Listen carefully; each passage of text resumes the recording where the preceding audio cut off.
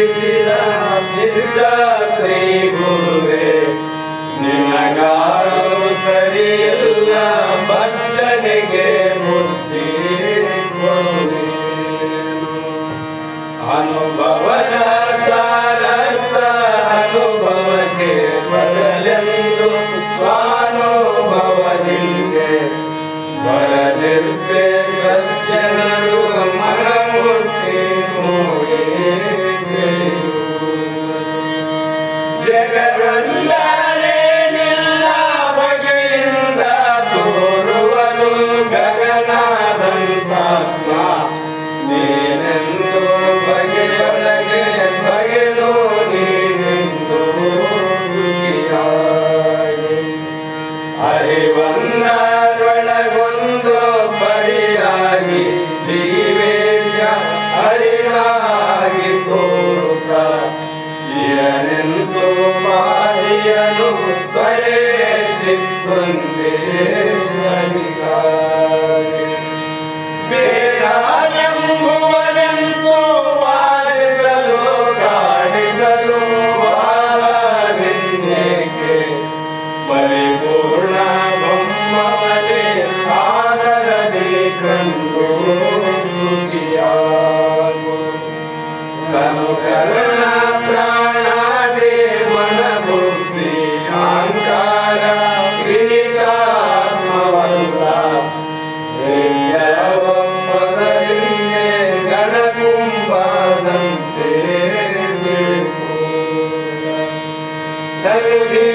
ತನುದಿದ್ರೆಯೊಳಗರಿವೋ ತಾನಿಲ್ಲ ಎಂಬುವುದು ನಿನಗೇನು ಚಂದ ತಾನಿಲ್ಲ ಎಂಬಂತೆ ಜನಕ್ಕೆಲ್ಲ ಆಶಾ ನಿನಗಾದ ಬಂಧನವು ಘನವಾದ ಧ್ಯಾಸಾದಿ ಅರಿತೆಲ್ಲ ಆತ್ಮ ಜ್ಞಾನದಿಂದಳಿಯಲ್ಕೆ ನಿನಗಾಯಿತೋ ಮುಕ್ತಿ ಸ್ತುತಿಸಿದ್ದ ಜ್ಞಾನ ಸಿದ್ಧಿಯ ಮೇಲೆ ಮುಂದಾದ ಕರ್ಮಾದಿ ನಾನೊಂದು ದೇಹ ವಿದ್ದಾರೆ ನದರಿಂದ ಏನೊಂದು ಪಾದೆ ನನಗಿಲ್ಲ ತನ್ನಿಂದಲೇ ಒಂದು ಭಿನ್ನವಿಲ್ಲೆಂದು ಸುರೆ ಸನ್ನಿಯಂಬಿಗೆ ಸುಖಿಯಾಗಿ ಸದ್ಗುರುವೇ ಭಿನ್ನ ಭವದಿಂದು ತನಗುಂಟೆ ಸುಖಿಯಾಗಿ ಸದ್ಗುರುವೇ ಭಿನ್ನ ಭವದಿಂದು ತನಗುಂಟೆ ವೇದವಾಕ್ಯವನೆಲ್ಲ ಮೋರವಿನ ಕನ್ನಡದಿ ಬೋಧಿಸುವ ಜನರ ವೇದಾಮತಿ ಕೆಡಸಿರುವ ಸಾಧುಗಳಿಗೆ ಮಣಿಯುವೆನೋ ಸಾಧುಗಳಿಗೆ ಮಣಿಯುವೆನೋ ನಿಜವನ್ನರಿಸುವ ಶ್ರೀ ನಿಜಗುಣಿಯ ಗ್ರಂಥವನು ನಿಜವಾಗಿ ನಿಜದೋಳು ಮನ ಮೊಳಗಿಸುವ ಸುಜನರಿಗೆ ನಿತ್ಯ ನಮಿಸುವೆನೋ ಸುಜನರಿಗೆ ನಿತ್ಯ ನಮಿಸುವೆನೋ ಬದ್ಧ ಜೀವರಿಗೆಲ್ಲ ಅದ್ವೈತ ಬೋಧಾಗಿ ಶುದ್ಧರೆನ್ನಾಗಿ ಕೈದಾಸಿ ಜಡಿಸಿದ್ದ ಸಿದ್ಧಾರೂಢರಿಗೆ ನತನನ್ನೇ ಸಿದ್ಧಾರೂಢರಿಗೆ ನತನ ಬಾಳ ಬಲವೇದಾಂತಕ್ಕೆ ಸರಿ ಬಾಳ ಲಜ್ಜನೆಗೆ ವಂದನಕ ಬಾಳ ಕೂಗುತ್ತಲೆ ಪದೇ ಶಾಸ್ತ್ರವೆಂಬುವ ನರಿಗಳು ಬಾಳ ಶಕ್ತಿಯ ಸಿಂಹಗರ್ಜನೆ ಬಾಳ ಕೇಳಿದ ಬಳಿಕ ಕೂಗವು ಬಾಳ ಕೇಳಲು ಬೇಕು ವೇದಾಂತೆಂಬ ಶಾಸ್ತ್ರವರು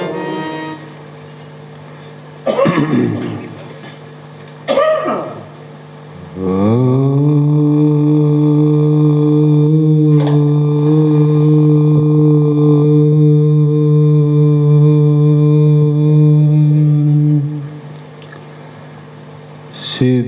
सद्गुरुपादाब्जं जननी जनकस्तथा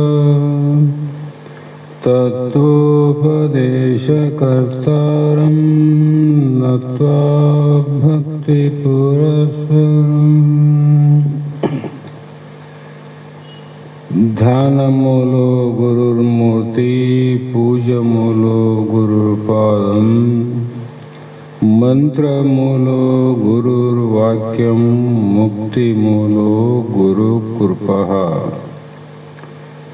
जगदादि जगद्गुरु अद्वैत सार्वभौम भक्तर मुक्तर कल्पवृक्ष कामधेनु ಸಿದ್ಧಾರೂಢ ಮಹಾಸ್ವಾಮಿಗಳ ಶ್ರೀ ಪಾದಪದ್ಮಗಳಿಗೂ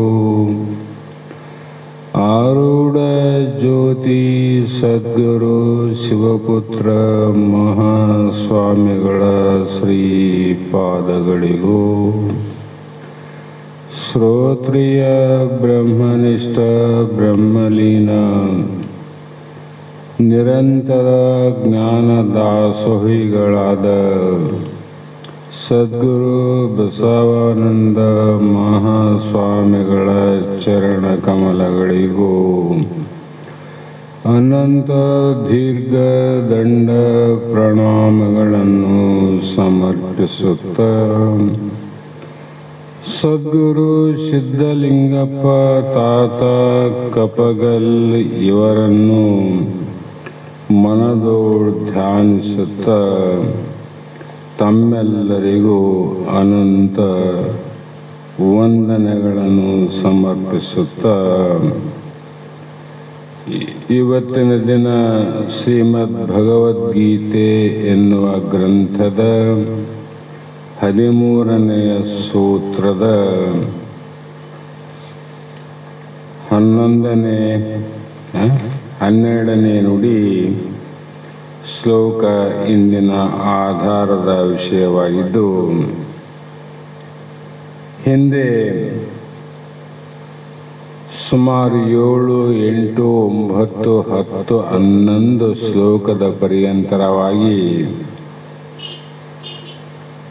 ಯಾವ ಮಾನವ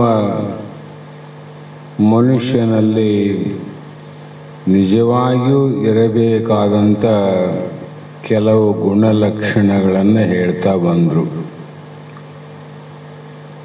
ಈ ಶ್ಲೋಕಗಳಲ್ಲಿ ಸುಮಾರು ಒಂದು 20-25 ಮಾತುಗಳನ್ನು ಉಪದೇಶ ಮಾಡಿದ ಶ್ರೀಕೃಷ್ಣ. ಇನ್ನೂ ಅನೇಕ ಗುಣಗಳಿದ್ದರೂ ಕೂಡ ಇಷ್ಟೇ ಗುಣಗಳು ಅಂತಲ್ಲ, ಇನ್ನೂ ಅನೇಕ ಗುಣಗಳಿಂದ ಕೂಡಿರಬೇಕು. ಅದರಲ್ಲಿ ಮುಖ್ಯವಾದ ಗುಣಗಳನ್ನು ಇಲ್ಲಿ ಹೇಳ್ತಾ ಬಂದರು. ಮುಖ್ಯವಾದ ಗುಣ, ಈ ಎಲ್ಲ ಗುಣಗಳನ್ನು ಪ್ರಾಪ್ತಿ ಮಾಡಿಕೊಳ್ಳಲಿಕ್ಕೆ ಸುಲಭ ಏನ್ರಿ ಅಂದರೆ, ಸುಲಭನಾದ ಕಠಿಣನಾದ. ಮೊದಲು ಯಾವುದು ಸುಲಭ ಅಂದರೆ, ನಮಗೆ ವಿದ್ಯೆಯಲ್ಲಿ ಇರ್ತಕ್ಕಂಥ ವಾಕ್ಯಗಳನ್ನು ಅಕ್ಷರ ಜ್ಞಾನ ಆಗಬೇಕಾದ್ರೆ ಮೊದಲಿನ ಸಾಮಾನ್ಯ ಅಂತ ಕಂಡರೂ ಕೂಡ ಇಂಗ್ಲೀಷಲ್ಲಿ ಎ ಇಂದ ಜಡ್ವರೆಗೂ ಗೊತ್ತಿದ್ದಾಗ ಮಾತ್ರ ಮುಂದೆ ಶಬ್ದ ಉತ್ಪತ್ತಿ ಆಗ್ತವೆ. ಅದರಂತೆ ಅದಿಂದ ಜ್ಞವರೆಗೂ ಕನ್ನಡ ಅಕ್ಷರಗಳೇನಾವ, ಅವು ವಿದ್ಯೆಗೆ ಮೂಲ ಕಾರಣ ಅಂತ. ಹಾಗಾಗಿ ನಾವು 1-2 ಒಳ್ಳೆಯ ಗುಣಗಳನ್ನು ಪ್ರಾಪ್ತಿ ಮಾಡಿಕೊಳ್ಳೋಕ್ಕೆ ಪ್ರಯತ್ನ ಮಾಡಿದರೆ ಸಾಕು, ಉಳಿದ ಗುಣಗಳು ತಾವಾಗೆ ಬಂದು ಸೇರ್ತಾವೆ.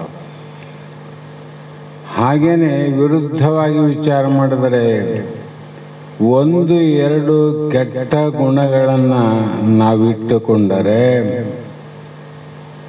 ಆ ಇನ್ನೂ ಅನೇಕ ಕೆಟ್ಟ ಗುಣಗಳು ನೀ ಪ್ರಯತ್ನ ಮಾಡದೆ ಇದ್ದರೂ ಕೂಡ ತಾವಾಗೆ ಬರ್ತಾವೆ. ಅಂದ್ರೆ ಸುಲಭ ಇಲ್ಲ. ಆದರೆ ಮೊದಲನೇ 1-2 ಪ್ರಾಪ್ತಿ ಮಾಡಿಕೊಳ್ಳೋದು ಕಷ್ಟ. ಹಾಗಾಗಿ ಇಲ್ಲಿವರೆಗೂ ಅಮಾನಿತವಾದ ಮಾನ್ಯ ಯುಕ್ತಿಗಳಾದಂಥ ಗುಣಗಳನ್ನು ಹೇಳ್ತಾ ಬಂದರು. ಅದಕ್ಕಾಗಿ ಭಗವಂತ ಅರ್ಜುನನಿಗೆ ಆ ಒಂದು ಕ್ಷೇತ್ರಜ್ಞನ ಏನು ಅಂದರೆ ವರ್ಣನೆಯನ್ನು ಈ 12ನೇ ಶ್ಲೋಕದಲ್ಲಿ ಭಗವಂತ ಹೇಳ್ತಾನೆ. ಜ್ಞೇಯಂ ಯತ್ ತತ್ ಪ್ರವಕ್ಷ್ಯಾಮಿ ಯತ್ ಜ್ಞಾತ್ವಾ ಅಮೃತಂ ಅಶ್ನುತೆ ಅನಾದಿಮತ್ ಪರಂ ಬ್ರಹ್ಮನ ಸತ್ ತತ್ ನ ಅಸತ್ ಅಂದ್ರ. ಹೇಗೆಂದರೆ ಜಗತ್ತಿನಲ್ಲಿ ಮನುಷ್ಯರಾಗಿ ಮಾನವರಾಗಿ ತಿಳಿದುಕೊಳ್ಳಲಿಕ್ಕೆ ಅರಿತುಕೊಳ್ಳಲಿಕ್ಕೆ ಯೋಗ್ಯವಾದದ್ದು ಯಾವುದು ಅಂದರೆ, ನಾವು ಬಹಳಷ್ಟು ತಿಳ್ಕೊಂಡವ್ರೆ ಜಗತ್ತಿನಲ್ಲಿ. ಅದು ಅಯೋಗ್ಯವಾಗ್ಯವೋ ಯೋಗ್ಯ ಆಗ್ಯವೋ ಯಾವುದು ಗೊತ್ತಿಲ್ಲ ನಮಗೆ. ಯಾಕೆ ಗೊತ್ತಿಲ್ಲ ಅಂದರೆ ಶಾಸ್ತ್ರ ಕೇಳದೆ ಇರುವ ಕಾರಣವೇ ನಮಗೆ ಗೊತ್ತಾಗಿಲ್ಲ. ವಿದ್ಯೆ ಯಾಕೆ ಕಲ್ತಿಲ್ಲ ಅಂದರೆ ಶಾಲೆಗೆ ಹೋಗಿಲ್ಲ, ಅದಕ್ಕೆ ವಿದ್ಯೆ ಕಲ್ತಿಲ್ಲ. ಅದ್ರೇನು ದೊಡ್ಡ ಗಣನೆ ಏನಿಲ್ಲ. ಅದರಂತೆ ಯೋಗ್ಯ ಯಾವುದು ಅಯೋಗ್ಯ ಯಾವುದು, ಮಾನವನಲ್ಲಿ ಇರಬೇಕಾದ ಗುಣ ಸಂಪಾದನೆ ಯಾವುದು ಅನ್ನೋದನ್ನು ತಿಳ್ಕೋಬೇಕಾಗ್ಯದ. ಮತ್ತೆ ಅದನ್ನು ಹೇಗೆ ತಿಳಿದಂದರೆ, ಯಾವುದನ್ನು ತಿಳಿದುಕೊಂಡ ಮೇಲೆ ಜ್ಞಾತ್ವ ಅಂದರೆ ಯಾವುದನ್ನು ನಾವು ತಿಳಿದುಕೊಳ್ಳಲಿಕ್ಕೆ ಯೋಗ್ಯ ಅಂತ ಭಾಳಷ್ಟು ವಿಚಾರ ಮಾಡಿ ಲೆಕ್ಕ ಮಾಡೋದು ಹೋಗೋದು ಬೇಡ. ಯಾವುದನ್ನು ತಿಳಿದುಕೊಂಡರೆ ನಮ್ಮ ಜನನ ಮರಣ ಮೃತ್ಯು ರೂಪ ಬಂಧನ ಬಿಡುಗಡೆ ಆಗ್ತದೆ, ಅದನ್ನು ತಿಳಿದುಕೊಳ್ಳುವುದೇ ಯೋಗ್ಯ. ಅರ್ಥಾತ್ ಮೋಕ್ಷವನ್ನು ಪಡೆದುಕೊಳ್ಳುವುದೇ ಯೋಗ್ಯ ಅಂತ ಅರ್ಥ ಆಯ್ತು ನೋಡ್ರಿ. ಆ ಕಾರಣಕ್ಕಾಗಿ ಇಲ್ಲಿ ಕೂಡ ಮಹಾತ್ಮರು ಏನು ಮಾಡು ಅಂದರೆ, ಕ್ಷೇತ್ರಜ್ಞ ಅಂದರೆ ಜ್ಞೇಯ ಅಂದರೆ ಎರಡು ಬೇರೆ ಬೇರೆ ಅಲ್ಲ, ಶಾಸ್ತ್ರ ಶಬ್ದಗಳು. ಜ್ಞೇಯ ಬಂದರೆ ಜ್ಞಾನದಿಂದ ತಿಳಿದುಕೊಳ್ಳುವುದು ಎಂದು ಅರ್ಥ. ಜ್ಞೇಯ ಜ್ಞೇಯ ಜ್ಞಾತೃ ಜ್ಞೇಯ ಜ್ಞಾನ ಅಂತ ತ್ರಿಪುಟಿ ಬರ್ತಾವಲ್ಲ.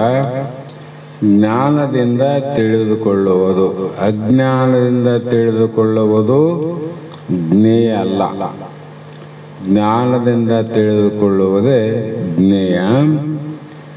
ಅದು ಜ್ಞಾನದಿಂದ ತಿಳಿದುಕೊಳ್ಳುವುದು ಅಂದರೆ ಕರ್ಮದಿಂದ ತಿಳಿದುಕೊಳ್ಳಲಿಕ್ಕೆ ಅಸಾಧ್ಯವಾದದ್ದು ಅಂತ ಅರ್ಥ ಆಯ್ತು. ಕರ್ಮದಿಂದ ತಿಳ್ಕೊಳ್ಳೋಕೆ ಅಸಾಧ್ಯ. ಅದಕ್ಕೆ ಮಹಾತ್ಮರು ಕರ್ಮದಿಂದ ಯಾಕೆ ತಿಳ್ಕೊಳ್ಳೋಕೆ ಸಾಧ್ಯ ಇಲ್ಲ ಅಂತ ಬಹಳಷ್ಟು ಶಾಸ್ತ್ರದ ಕೆಲವು ಜನ ಮತವಾದಿಗಳು ಪ್ರಶ್ನೆ ಮಾಡ್ಯಾರೆ ಶಾಸ್ತ್ರದಲ್ಲಿ. ಕರ್ಮದಿಂದ ಯಾಕೆ ಆಗೋದಿಲ್ಲ ಅಂದ್ರೆ, ಜ್ಞಾನ ಕರ್ಮದೇ ಮುಕ್ತಿ ಘಟಿಸದು ನಿರ್ಮಲ ಜ್ಞಾನವೊಂದಲ್ಲದೆ ಅಂದರು. ನಿಜಗಳು ಏನು ಹೇಳಿದರು? ಕರ್ಮದಿಂದನೂ ಆಗೋದಿಲ್ಲ, ಮತ್ತು ಜ್ಞಾನ ಕರ್ಮ ಅವುಗಳಿಂದಲೂ ಆಗೋದಿಲ್ಲ. ಮತ್ತು ಎದರಿಂದ ಸಾಧ್ಯ ರೀ ಅಂದರೆ ನಿರ್ಮಲ ಜ್ಞಾನ ಅಂದರು. ನಿರ್ಮಲ ಜ್ಞಾನ ಅಂದ್ರೇನು? ವೇದಾಂತದ ಕೊನೆಯ ಭಾಗದಲ್ಲಿರುವಂಥ ಜ್ಞಾನಕಾಂಡದಿಂದ ಸಾಧ್ಯವಿನ ಆ ವೇದದ ಕರ್ಮಕಾಂಡದಿಂದನೂ ಉಪಾಸನ ಕಾಂಡದ್ದು ಸಾಧ್ಯ ಇಲ್ಲ. ಸಾಧ್ಯ ಇಲ್ಲ ಅಂತ ನಿಷ್ಪ್ರಯೋಜನ ಅಂತ ಆಯ್ತಲ್ಲ. ಸಾಧ್ಯ ಇಲ್ಲ ಅಂದರೆ ಪ್ರಯೋಜನ ಇಲ್ಲ. ಪ್ರಯೋಜನ ಇಲ್ಲದಂಥ ಮಾತುಗಳನ್ನು ಭಗವಂತ ವೇದಗಳ ಮೂಲಕ ನಮಗೆ ಯಾಕೆ ಹೇಳಿದ ಪ್ರಶ್ನೆ ಬರ್ತಾವಲ್ಲ. ಜ್ಞಾನದೇವತೋ ಕೈವಲ್ಯಂ, ಅದು ಸ್ಪಷ್ಟ. ಜ್ಞಾನದಿಂದಲೇ ಮೋಕ್ಷ ಆಗ್ತಿತ್ತು ಅಂದರೆ ಈ ಕರ್ಮ ಉಪಾಸನೆಗಳನ್ನು ವೇದದಲ್ಲಿ ಭಗವಂತ ಯಾಕೆ ಹೇಳಬೇಕಾಗಿತ್ತು ಅಂದರೆ, ವೇದಾಂತಿಗಳು ಕರ್ಮವನ್ನು ಒಪ್ಪ್ಯಾರ, ಜ್ಞಾನವನ್ನು ಒಪ್ಪ್ಯಾರ. ಜ್ಞಾನಕ್ಕೆ ಪರಂಪರಾ ಸಾಧನೆಗಳು ಕರ್ಮ, ಪರಂಪರಾ ಸಾಧನೆಗಳು ಪರಮ ಸಾಧನೆಗಳಲ್ಲ. ಯಾಕೆ ಪರಂಪರಾ ಸಾಧನೆಗಳಂದರೆ, ಮನುಷ್ಯನ ಮನಸ್ಸಿನಲ್ಲಿ 3 ದೋಷಗಳಾವ. ಮಲದೋಷ, ವಿಕ್ಷೇಪ ದೋಷ, ಆವರಣ ದೋಷ ಅಂತ 3 ದೋಷ ಅವಲ್ಲ. ಈ ದೋಷವನ್ನು ನಿವೃತ್ತಿ ಮಾಡಿಕೊಳ್ಳದೆ, ಅಂತಃಕರಣ ಸ್ವಚ್ಛ ಆಗದೆ ಆತ್ಮಜ್ಞಾನದ ಅರಿವು ನಮಗಾಗೋದಿಲ್ಲ. ಆ ಕಾರಣ ಏನು ಮಾಡಿದ್ರು ಅಂದರೆ, ಮಂದಮತಿ ವಿಚಾರಿ ದೈವಪರ. ಹಾಗಾಗಿ ಮಲದೋಷ, ವಿಕ್ಷೇಪ ದೋಷವನ್ನು ಕಳೆದುಕೊಳ್ಳೋದಕ್ಕೋಸ್ಕರವಾಗಿಯೇ ವೇದಗಳಲ್ಲಿ ಕರ್ಮಕಾಂಡದ ಪರವಾಗಿ 842 ಇರಬೇಕು. 840 ಕರ್ಮಕಾಂಡದ ಪರವಾಗಿ ಹೇಳಿದ ಉಪನಿಷತ್ತು. ಉಪಾಸನ ಪರವಾಗಿ 232 ಉಪನಿಷತ್ತುಗಳನ್ನು ಹೇಳಿದ ಅದೇ ಭಗವಂತ ವೇದದಲ್ಲಿ. ಜ್ಞಾನದ ಪರವಾಗಿ 108 ಜ್ಞಾನಪರವಾದ ಉಪನಿಷತ್ತನ್ನು ಹೇಳಿದ ಭಗವಂತ. ಯಾವ ಹೆಚ್ಚು ಹೇಳಿದ? ಕರ್ಮ ಪರವಾಗಿನೇ 840 ಹೇಳಿದ. ಉಪಾಸನ ಪರವಾಗಿ 232 ಹೇಳಿದ. ಜ್ಞಾನ ಪರವಾಗಿ ಬರೇ 108 ಹೇಳಿದ. ನೋಡ್ರಿ, ಅಂದರೆ ಈ ಮಲವಿಕ್ಷೇಪ ದೋಷ ಅನ್ನುವಂಥದ್ದು ಅದು ಹೋಗಬೇಕಾಗಿದ್ರೆ ಬಹಳ ಕಷ್ಟ. ಬಟ್ಟೆ ಬಹಳ ಹೊಲಸಾಗಿದೆ ಅಂದರೆ ಸಾಬಾನು ಹಚ್ಚಬೇಕಿಲ್ಲ. ಹೊಲಸಾಲಾದ ಬಟ್ಟೆಗೆ ಸುಮ್ಮನೆ ಸಾಬಾನು ಹಚ್ಕೊಂತ ಹೋಗ್ತಾರೇನು? ಇಲ್ಲ. ಅದರಂತೆ ಮನಸ್ಸು ಅನಂತ ಜನ್ಮದ ಸಂಸ್ಕಾರದಿಂದ ಅಂತಃಕರಣ ಮಲಿನ ಆಗ್ಯದ. ಯಾವುದರಿಂದ ಮಲಿನ ಆಗ್ಯದ ಅಂದರೆ ವಿಷಯಾದಿಗಳ ದೋಷದಿಂದ. ವಿಷಯಾದಿಗಳ ದೋಷದಿಂದಲೇ ಹೊಲಸಾಗ್ಯದ. ಅದನ್ನು ಕಳೆಯೋಕೆ 842 ಉಪನಿಷತ್ತು ಹೇಳಬೇಕಾಯ್ತು. ಜ್ಞಾನದ ಪರವಾಗಿ ಸ್ವಲ್ಪನೇ ಯಾಕೆ ಹೇಳಿದ ಅಂದರೆ, ಜ್ಞಾನ ಅನ್ನುವುದು ಹೇಗಿದೆ ಅಂದರೆ, ಆ ಸೂರ್ಯ ಉದಯ ಆದ ತಕ್ಷಣ ಕತ್ತಲು ನಿವೃತ್ತಿಯಾದಂತೆ. ಸೂರ್ಯ ಉದಯ ಆಗ್ತಾನಂದ್ರೆ ಕತ್ತಲು ನಾಳೆ ಹೋಗ್ತದೇನು? ತಕ್ಷಣ ಹೋಗ್ತದಲ್ಲ. ಹಾಗಾಗಿ ಇಲ್ಲಿ ಜ್ಯೋತಿಯ ಬಲದಿಂದ ತಮ್ಮಂದದ ಕೇಡು ನೋಡ ಅನ್ನಂಗೆ ನಮಗೇನಾಗ್ಯದಂದ್ರೆ, ಸ್ವರೂಪ ಸಾಕ್ಷಾತ್ಕಾರ ತಿಳ್ಕೊಳ್ಳೋಕೆ ಆವರಣ ದೋಷ ಆಗ್ಯದ. ಆವರಣ ಅಂದ್ರೆ ಅಜ್ಞಾನವೆಂಬ ಅಂಧಕಾರ ಅಥವಾ ಕತ್ತಲು. ಕತ್ತಲು ಹೋಗ್ಬೇಕಾದ್ರೆ ಬೆಳಕು ಬಿದ್ದರೆ ಸಾಕಪ್ಪ. ಅದಕ್ಕಾಗಿ ಜ್ಞಾನಕಾಂಡದ ಈ 108 ಉಪನಿಷತ್ತಿನ ಮಹಾವಾಕ್ಯಗಳುಂಟು. ಆ ಮಹಾವಾಕ್ಯಗಳು ಅಂತಃಕರಣದ ಜ್ಯೋತಿಗಳಂತವು. ಅಂತಃಕರಣದ ಜ್ಯೋತಿ. ಹಾಗಾಗಿ ಇಲ್ಲಿ ಯಾವ ಕರ್ಮದಿಂದ ಯಾಕೆ ಸಾಧ್ಯ ಅಲ್ಲ ಅಂದರೆ, ಕರ್ಮದ ಫಲಗಳು 4 ಪ್ರಕಾರ ಅಂತ ಬರೀತಾರೆ. ಯಾವುದೇ ಒಂದು ಉತ್ಪತ್ತಿ ಆಗಿರಬೇಕು, ಮತ್ತು ಅದು ನಮ್ಮ ಇಲ್ಲದ್ದು ಅದನ್ನು ಪ್ರಾಪ್ತಿ ಮಾಡಿಕೊಳ್ಳದಿದ್ದರೆ, ಮತ್ತು ಅದಕ್ಕೆ ನಮಗೆ ಬೇಕಾದಂಥ ಸಂಸ್ಕಾರಗಳನ್ನು ಕೊಡಬೇಕಾಗ್ತದೆ, ಮತ್ತು ಅವಕ್ಕೆ ವಿಕಾರ ಇರ್ತದೆ. ಉದಾಹರಣೆ,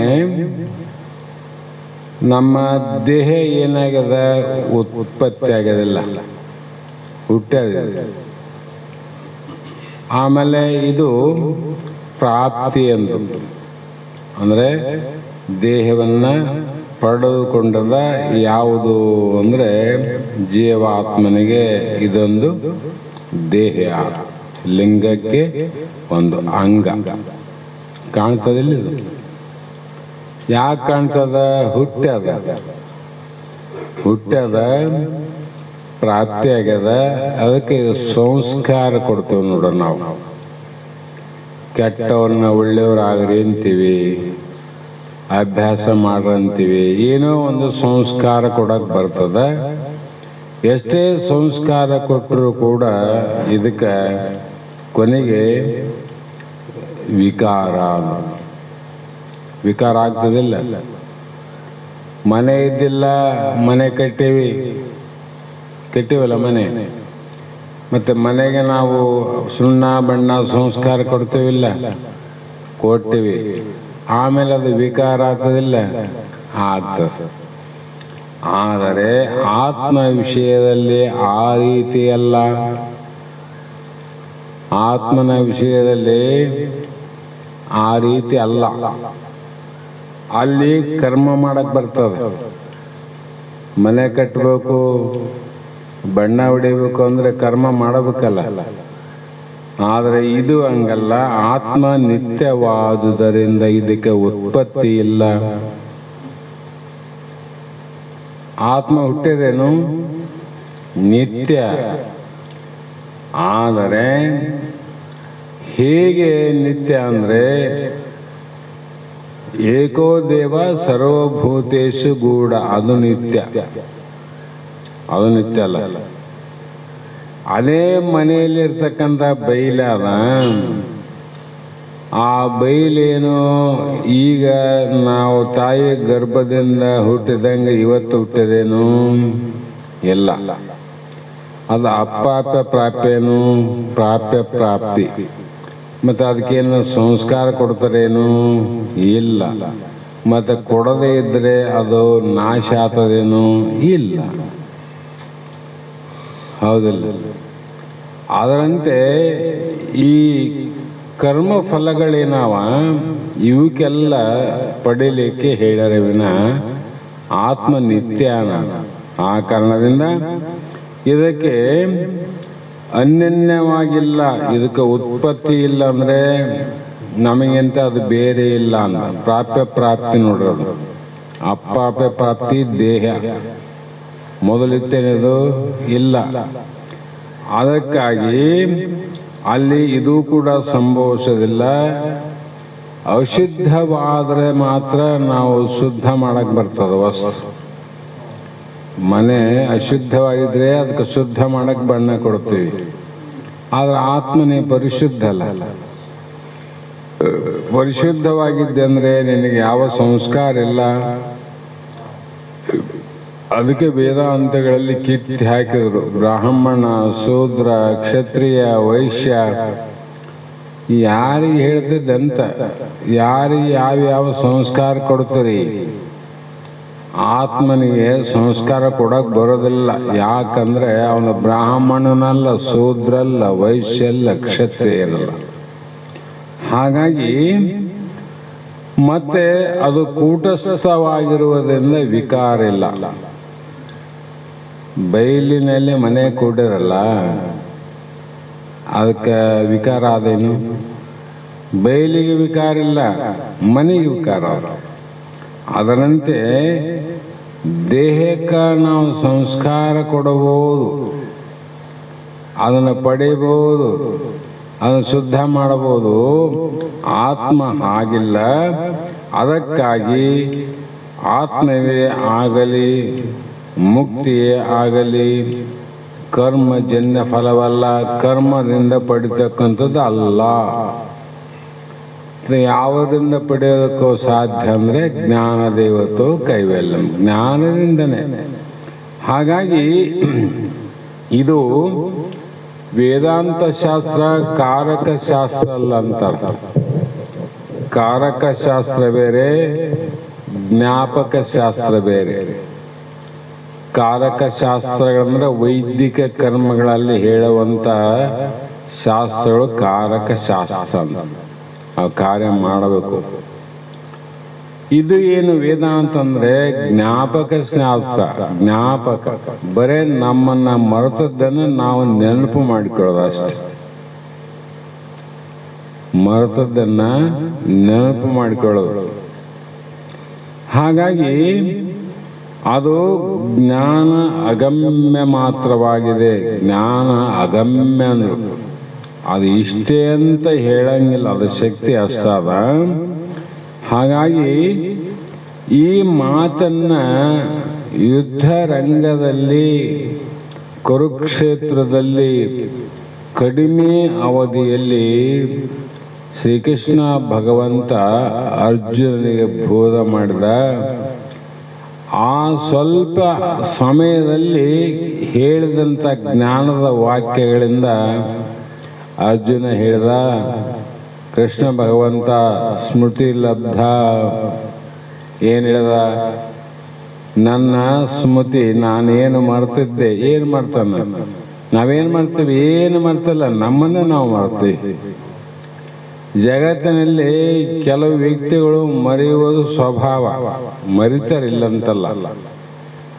ಆದರೆ ತನಗಿಂತ ಭಿನ್ನವಾದ ವಸ್ತುಗಳನ್ನು ಮರೆತವರಾರ. ಸೂಟ್ ಕೇಸು ಮರ್ತಿಡ್ದಾರ, ಅಥವಾ ಒಡವೆಯನ್ನು ಮರೆತಿಡ್ದಾರ, ದುಡ್ಡನ್ನು ಮರೆತವರಾರ, ಮತ್ತು ಇನ್ನೂ ಏನೇನೋ ಮರೆತವರು ಉಂಟು. ಇದು ಸಹಜ ಸ್ವಭಾವ. ಆದರೆ ಎಲ್ಲಾದ್ರೂ ಕೇಳಿರೇನ ತನ್ನ ತಾನು ಮರ್ತಾನಂತ ಅಂದ್ರೆ ಇದು ಅಪಹಾಸ್ಯ ನೋಡ್ರಿ. ನಮ್ಮನ್ನ ನಾವು ಮರ್ತರೆ ನಮಗೆ ಏನಂತ ಕರಿಬೇಕಂದ್ರೆ ಅಜ್ಞಾನಿಯಲ್ಲವೇ ಮನುಜ ಸುಜ್ಞಾನಿ ಎಂದು ನುಡಿವರೇ. ಹಾಗಾಗಿ ಅರ್ಜುನ ತಕ್ಷಣ ಹೇಳಿದ ಸ್ಮೃತಿ ಲಬ್ಧ ಭಗವಂತ ಅಂದ. ಏನಂದ್ರೆ ಇದರಿಂದ ತನ್ನ ಅನುಭವವನ್ನು ಹೇಳಿ ಏನು ಲಾಭ ಆಯಿತು ನಿನಗ ಅಂದರೆ, ದೇಹವೇ ನಾನು ಅಂತ ಇಲ್ಲಿಯವರೆಗೂ ತಿಳ್ಕೊಂಡಿದ್ದೆ, ನನ್ನ ನಾನು ಮರೆತಿದ್ದೆ, ಅನ್ಯ ದೇಹವನ್ನು ನಂದಂತೂ ತಿಳ್ಕೊಂಡಿದ್ದೆ.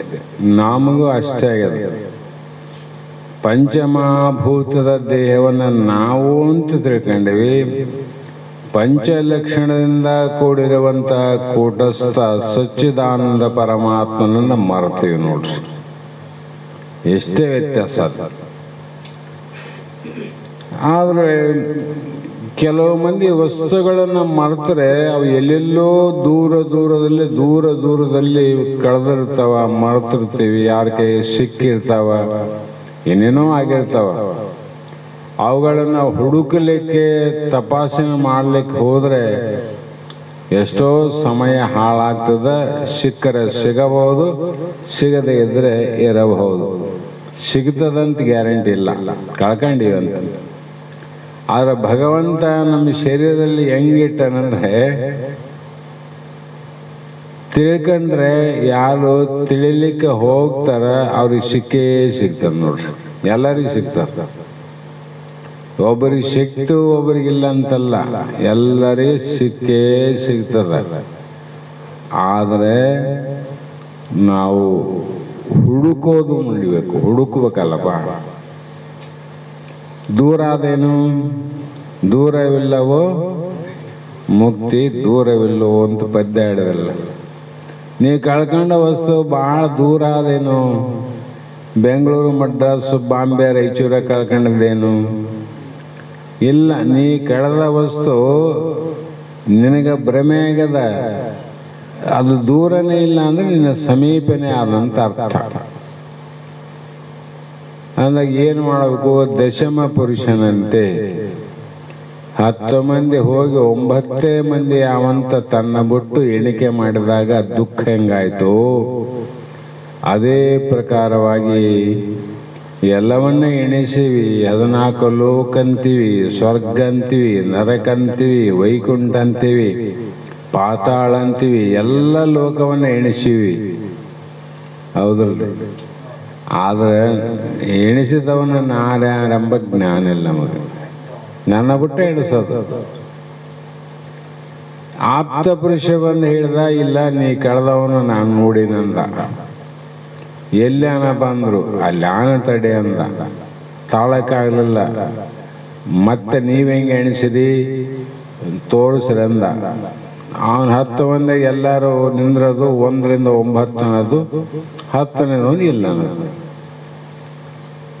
ಅವನು ಹೇಳ್ದ, ತಪ್ಪು ಇಲ್ಲೇ ಆಗ್ಯದ, ಲೆಕ್ಕ ತಪ್ಪಾಗ್ಯದ, ಎಣಸಲ್ಲಿ ಬ್ಯಾರೆ ಏನಾಗಿಲ್ಲ ಅಂತ. 10ನೇವನು ನೀನೆಂತ ತಲೆಗೆ ರಪ್ಪ ಅಂತ ಹೊಡೆದ ನೋಡು. ಆ 9 ನೀ 10 ಅಂದ. ಅಲ್ಲೆಲ್ಲ ನಾನೇ 10ನೇವನಾಗಿದ್ದು 10ನೇವನು ಇಲ್ಲ ಅಂತ ಎಷ್ಟು ದುಃಖಕ್ಕೊಳಗಾಗಿದ್ದೀವಲ್ಲ ಅಂತ ಹೆಂಗ ಖುಷಿ ಆಯ್ತು. ಅವನೇನು 10ನೇದವನು ತಂದು ಕೊಟ್ಟನೇನು? ಮಾಡ್ತಾವ ನೀನೇ ನೋಡು 10 ಅಂತ ಸಂಖ್ಯೆ ಹೇಳಿದ, ಅಷ್ಟಕ್ಕೆ ಜ್ಞಾನ ಆಗ್ಬಿಡ್ತು. ಅದಕ್ಕೆ ಗುರುಗಳು ಸದ್ಗುರುನಾಥ ನಾವು ಎಲ್ಲಿ ತಪ್ಪಿವಿ ಎಣಸು ಅಂತ ಗೊತ್ತಾಗಿ ಆತ ನಮ್ಗೆ ಸಂಜ್ಞೆಯಿಂದ ಉಪದೇಶ ಮಾಡ್ತಾನೆ. ಇಲ್ಲೇ ತಪ್ಪು ಮಾಡ್ಯಾನ ಇವನಂತ ತಿಳ್ಕೊಂಡು ಆತ್ಮಜ್ಞಾನದ ಅನುಭವದಿಂದ ನೀನೇ ನೋಡು ಪರಮಾತ್ಮ ಅಂದ್ಬಿಡ್ತಾನೆ, ನೀನೇ ದೇವರು. ಹಾಗಾಗಿ ಆತ್ಮನೆಂಬ ಏನಾಯ್ತು ಲಾಭ ಅಂದ್ರೆ, ಇಲ್ಲಿಯವರೆಗೂ ದೇಹವೇ ನಾನಂತ ಅಂದುಕೊಂಡು ನಾವೆಲ್ಲ ದುಃಖ ಪಟ್ಟಿವಿ. ದೇಹ ನಾನಂತನೇ ತಿಳ್ಕೊಂಡು ಮತ್ತೇನಿಲ್ಲ. ಆದರೆ ಅರ್ಜುನ ಹೇಳ್ತಾನೆ, ಈಗ ನಾನು ಆತ್ಮನೆಂಬ ಅನುಭವವನ್ನ ಪಡೆದುಕೊಂಡೆನು. ದೇಹ ಬುದ್ಧಿ ಹೋಯಿತು, ಆತ್ಮಬುದ್ಧಿ ಜನಿಸಿತು. ಅದರಿಂದ ಏನಾಯ್ತ್ರಿ? ಆತ್ಮಾನಂದ ಆಯ್ತಿಲ್ಲ. ಯಾಕಂದ್ರೆ ಆತ್ಮನ ಆನಂದ ಹೇಗೆ, ವಿಷಯ ಆನಂದಗಳ ಆನಂದ ಹೇಗೆ ಅಂದ್ರೆ, ವಿಷಯ ಆನಂದಗಳು ಇವು ಕ್ಷಣಿಕವಾದ ಆನಂದಗಳು. ಅನಿತತ್ವದಿಂದ ಅಶುಚಿತ್ವದಿಂದ ಕೂಡಿವೆ. ಇವು ಶುದ್ಧವಾಗಿಲ್ಲ, ಮತ್ತೆ ಅನಿತ್ಯ ಪದಾರ್ಥಗಳು. ಆದರೆ ಆತ್ಮ ಆನಂದ ಅಂದಾಗ ಸಾಕೆನಿಸದ ಸವಿಯದ ಜೋಕೆಗುಂದದ ಶಂಭುಲಿಂಗ ಏಕವಾದ ಸುಖವ. ಆ ಸುಖ ಏನದಲ್ಲಿ? ಮಾವಿನ ಹಣ್ಣಿನಲ್ಲಿ ಮಾವಿನ ರಸ ಅದ, ಬೇವಿನ ತಪ್ಪಲಲ್ಲಿ ಬೇವಿನ ವಿಷ ಅದ. ಅದಲ್ರಿ, ಒಂದೊಂದು ವಸ್ತುವಿನಲ್ಲಿ ಒಂದೊಂದು ರುಚಿ ಅದ. ಆದರೆ ಆತ್ಮ ಜ್ಞಾನದಲ್ಲಿ ಏನಾದಂದ್ರೆ ಬರೇ ಅಮೃತತ್ವ ನೋಡಿ, ಅಮೃತ. ಅದನ್ನು ಯಾರು ಸೇವನೆ ಮಾಡ್ಯಾರ ಎಲ್ಲರೂ ಮೃತ್ಯುವಿನಿಂದ ಪಾರಾಗ್ತಾರೆ ನೋಡ್ರಿ. ಸಾವೇ ಇಲ್ಲಲ್ಲ. ಅದು ಭ್ರಮೆ ಆಗ್ಯದ ನೋಡ್ರಿ. ನಮ್ಗೆ ಸತ್ಯವಾಗಿ ಮಾತನಾಡಿದ ಭ್ರಮೆ ಅಂತ, ಇದೊಂದು ಭ್ರಾಂತಿ. ತಾನಲ್ಲದ ತನ್ನದಲ್ಲದ ಶರೀರವನ್ನು ತಾನು ತನ್ನದು ಎಂದು ತಿಳಿಯುವುದೇ ಅಜ್ಞಾನ. ಅಜ್ಞಾನ ಅಂದ್ರೆ ಏನಿಲ್ಲ, ಬೇರೆಯವ್ರ ವಸ್ತು ನಮ್ಮ ವಸ್ತು ಅಂದ್ರೆ ನಮಗೇನಂತಾರೆ ಜಗತ್ತಿನಲ್ಲಿ? ಬುದ್ಧಿ ಆದಲ್ಲೋ ನೀನಂತಲ್ಲ, ಬುದ್ಧಿಗೇಡಿ. ಅವ್ರದ್ದು ನಿಂದಂತಲೋ, ಎಲ್ಲಿಟ್ಟಿದ್ದು ಬುದ್ಧಿ ಅಂತ. ಆವಾಗ ನಮಗೇನಾಗ್ತದ? ದ್ವೇಷ ಆಗ್ತದ, ರಾಗ ಆಗ್ತದ, ಯತ್ನ ಪ್ರಯತ್ನ ಇವೆಲ್ಲ ನವಗುಣಗಳ ಉತ್ಪತ್ತಿಗೆ ಕಾರಣ ಆಗ್ತದೆ. ಅವಾಗ ಆಗೋದು. ಹಾಗಾಗಿ ನಾವು ಯಾವ ಅನುಷ್ಠಾನವನ್ನ ಮಾಡಿದ್ನಪ್ಪ ಇಲ್ಲಿ, ನೀವು ಕರ್ಮದಿಂದನೇ ಮೋಕ್ಷ ಅಂದ್ರೆ ಕರ್ಮದ ಯಾವ ಅನುಷ್ಠಾನ ಮಾಡಿದ ಅರ್ಜುನ ಆ 18 ದಿನದಲ್ಲಿ ಏನು ಮಾಡಲಿಲ್ಲ. ಏನಾದ್ರು ಉಪಾಸನೆ ಮಾಡಿದ ಏನು ಮಾಡಲಿಲ್ಲ. ಅಂಥ ಸಮಯದಲ್ಲಿ ತಪಸ್ಸು ಮಾಡಿದ ತಪಸ್ಸಿಲ್ಲ. ಯೋಗ ಮಾಡಿದ ಯೋಗ ಇಲ್ಲ. ಬರೀ 18 ದಿನದ ಯುದ್ಧ ರಂಗದ ಮಧ್ಯದಲ್ಲಿ ಭಗವಂತನ ಉಪದೇಶದಿಂದ ತನ್ನ ಸ್ಮೃತಿ ತನಗೆ ಪ್ರಾಪ್ತಿ ಆಯಿತು ಅಂದಾಗ ಜ್ಞಾನದಿಂದ ಆಯಿತು, ಕರ್ಮದಿಂದ ಆಯಿತು. ಇಷ್ಟೆಲ್ಲ ಪ್ರಮಾಣಗಳು ಭಗವದ್ಗೀತೆಯಲ್ಲಿ ಅವ,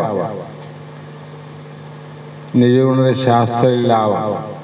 ನಿಜಗುಣರು ಒಂದೇ ಮಾತು ಹೇಳಿದ್ರು, ನಂಬು ಜ್ಞಾನವನೇ ಹಂಬಲಿಸದಿರು ಕರ್ಮ ಬೆಂಬ ಜಾಲದೊಳು ಸಿಲುಕಿ ಮುಕ್ತಿ ಎಂಬಯಸು ಮನುಜ.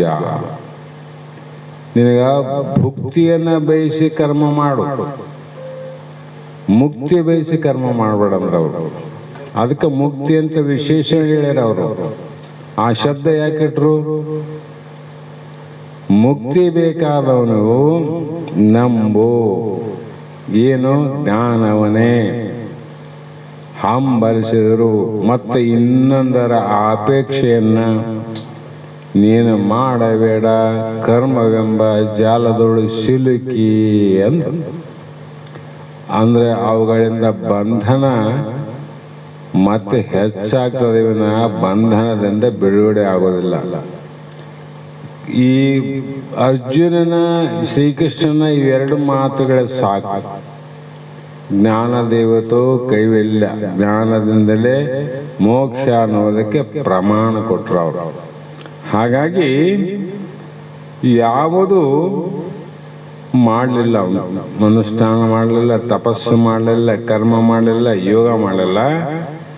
ಭಗವಂತನ ಅನುಗ್ರಹದಿಂದ ಬ್ರಹ್ಮಜ್ಞಾನವು ಏನಾಯ್ತು? ಭಗವಂತನ ಅನುಗ್ರಹದಿಂದ ಆಯ್ತು. ಮತ್ತೆ ಈ ಬೇರೆ ಯಾವುದರಿಂದ ಆಯ್ತು? ಅದಕ್ಕೆ ಅಲ್ಲಿ ಏನಾಯ್ತು ಅಂದ್ರೆ ಹೋಗಿ ಆತನ ಅನುಗ್ರಹದಿಂದ ಬ್ರಹ್ಮಜ್ಞಾನವು ಪ್ರೇಮಜ್ಞಾನವಾಗಿ ಉಂಟಾಯಿತು ಅಂತ. ಬ್ರಹ್ಮಜ್ಞಾನದ ಅಂದ್ರೆ ಈ ಜ್ಞಾನದಲ್ಲಿ ಪ್ರೇಮ ಆವಾಗ ಉತ್ಪತ್ತಿ ಆಯ್ತವ್ರಿ. ಹಾಗಾಗಿ ಧ್ಯಾನದಿಂದ ಪಡೆಯುವುದು ಧ್ಯೇಯ ವಸ್ತುವಾದರೆ ಅದನ್ನ ಪಡೆಯುವುದು ಜ್ಞೇಯ ವಸ್ತು. ತತ್ ಜ್ಞೇಯಂ ತತ್ ಅಂದರೆ ಇಲ್ಲಿ ಅನಿರ್ವಚನೀಯವಾಗಿ ವಾಗ್ ಮನ ಅಂಗನ ಸಗೋಚರವಾಗಿ ಕೇವಲ ಅನುಭವ ಮಾತ್ರ ಗಮ್ಯವಾದ ಪದಾರ್ಥ ವಸ್ತುವನ್ನ ನಿರ್ದೇಶನ ಮಾಡಲು ವೇದಗಳು ತತ್ ಶಬ್ದವನ್ನ ಪ್ರಯೋಗಿಸಿವೆ ಎಂದು. ಈಗ ನಾವು ಕರ್ಮದಿಂದ ಪಡೆಯುವುದು, ಧ್ಯಾನದಿಂದ ಪಡೆಯುವುದು ಧ್ಯೇಯ ವಸ್ತು ಅಂತ. ಈ ವಸ್ತುಗಳು ಪಡಿತೀವಿ ನಾವು. ಯಾವ ಉತ್ಪತ್ತಿ ಮೊದಲು ಹೇಳಿವಲ್ಲ, ಉತ್ಪತ್ತಿ ಸಂಸ್ಕಾರ ಅಂತ ಏನು ಹೇಳಿಕಂತ ಬಂದೀವಿ. ಅದಕ್ಕೆ ಹೇಳಕ್ ಬರ್ತದ, ಅದಕ್ಕೆ ವಿಕಾರ ಅದ, ಅದಕ್ಕೆ ಅನಂತ ರೀತಿ ಮಾಡಕ್ ಬರ್ತದ. ಇದು ಏನು ಮಾಡೋದು ಬೇಕಾಗಿಲ್ಲ. ಇಲ್ಲಿ ಶ್ರೀಕೃಷ್ಣನು ಗೀತಾ ಬೋಧೆಯನ್ನು ಒಂದೇ ಸಾರಿ ಹೇಳಿದ್ದಾನೆ. ಇದು ವಿಶೇಷಣ. ಅರ್ಜುನನಿಗೆ ಶ್ರೀಕೃಷ್ಣ ಭಗವಂತ ನಮ್ಮಂಗ ಹೇಳಿದ್ದೇ ಹೇಳದು, ಹೇಳಿದ್ದೇ ಹೇಳುವ ಗುರು, ಕೇಳಿದ್ದೇ ಕೇಳುವ ಶಿಷ್ಯ, ಕೇಳಿದ್ದನ್ನ ಕೇಳಿ ಹೇಳಿದ್ದನ್ನ ಹೇಳಿ ಸುಖಿಸುವರು ಇರುವರು ಅಂತ. ಗುರು ಹೇಳಿದ್ದೇ ಹೇಳ್ತಾನ, ಶಿಷ್ಯ ಕೇಳಿದ್ದೇ ಕೇಳಿ ಆನಂದ ಪಟ್ಟಂತ. ಅವ್ರಿಗೆ ಅನುಭವ ಆಗ್ಯದ. ಇರಲಿ. ಕೃಷ್ಣ ಭಗವಂತ ಅರ್ಜುನಿಗೆ ಎಷ್ಟು ಸಲ ಹೇಳಿದ ಗೀತೆ? ಎಷ್ಟು ಸಲ ಹೇಳಿದ? ಒಂದೇ ಒಂದು ಸಲ, ಹೌದಿಲ್ಲ? ಹೇಳಿದಾಗ ಆತನಿಗೇನಾಯ್ತು? ಅಷ್ಟರಿಂದಲೇ ಅರ್ಜುನನ ಅಜ್ಞಾನ ನಾಶವಾಯಿತು. ಅಷ್ಟಾಗ ಆಗ್ತದ. ಯಾರಿಗೆ? ಉತ್ತಮ ಅಧಿಕಾರಿ ಅಂತ ಅನ್ಬೇಕು. ಅಂದರೆ ತನ್ನ ಅನುಭವವನ್ನು ಹೇಳಿ, ಈಗ ಸಾಮಾನ್ಯ ಗುರುಗಳು ನಾವು ದಿನದಲ್ಲಿ ಅನೇಕ ಸಾರಿ ಇದನ್ನ ಹೇಳ್ತಾ ಹೇಳ್ತಾ ಬಂದೀವಿ, ಕೇಳ್ತಾ ಕೇಳ್ತಾ ಬಂದಾರ. ಆದರೂ ಅದಕ್ಕೆ ಫಲ ಆಗಿಲ್ಲ ನೋಡ್ರಿ. ಅರ್ಜುನಿಗೆ ಫಲ ಆಯ್ತಿಲ್ಲ, ನಮಗೆ ಯಾಕಾಗವಲ್ತು? ಏನು ಒಂದೇ ಸಲ ಕೇಳಿವೆ ನಾವು?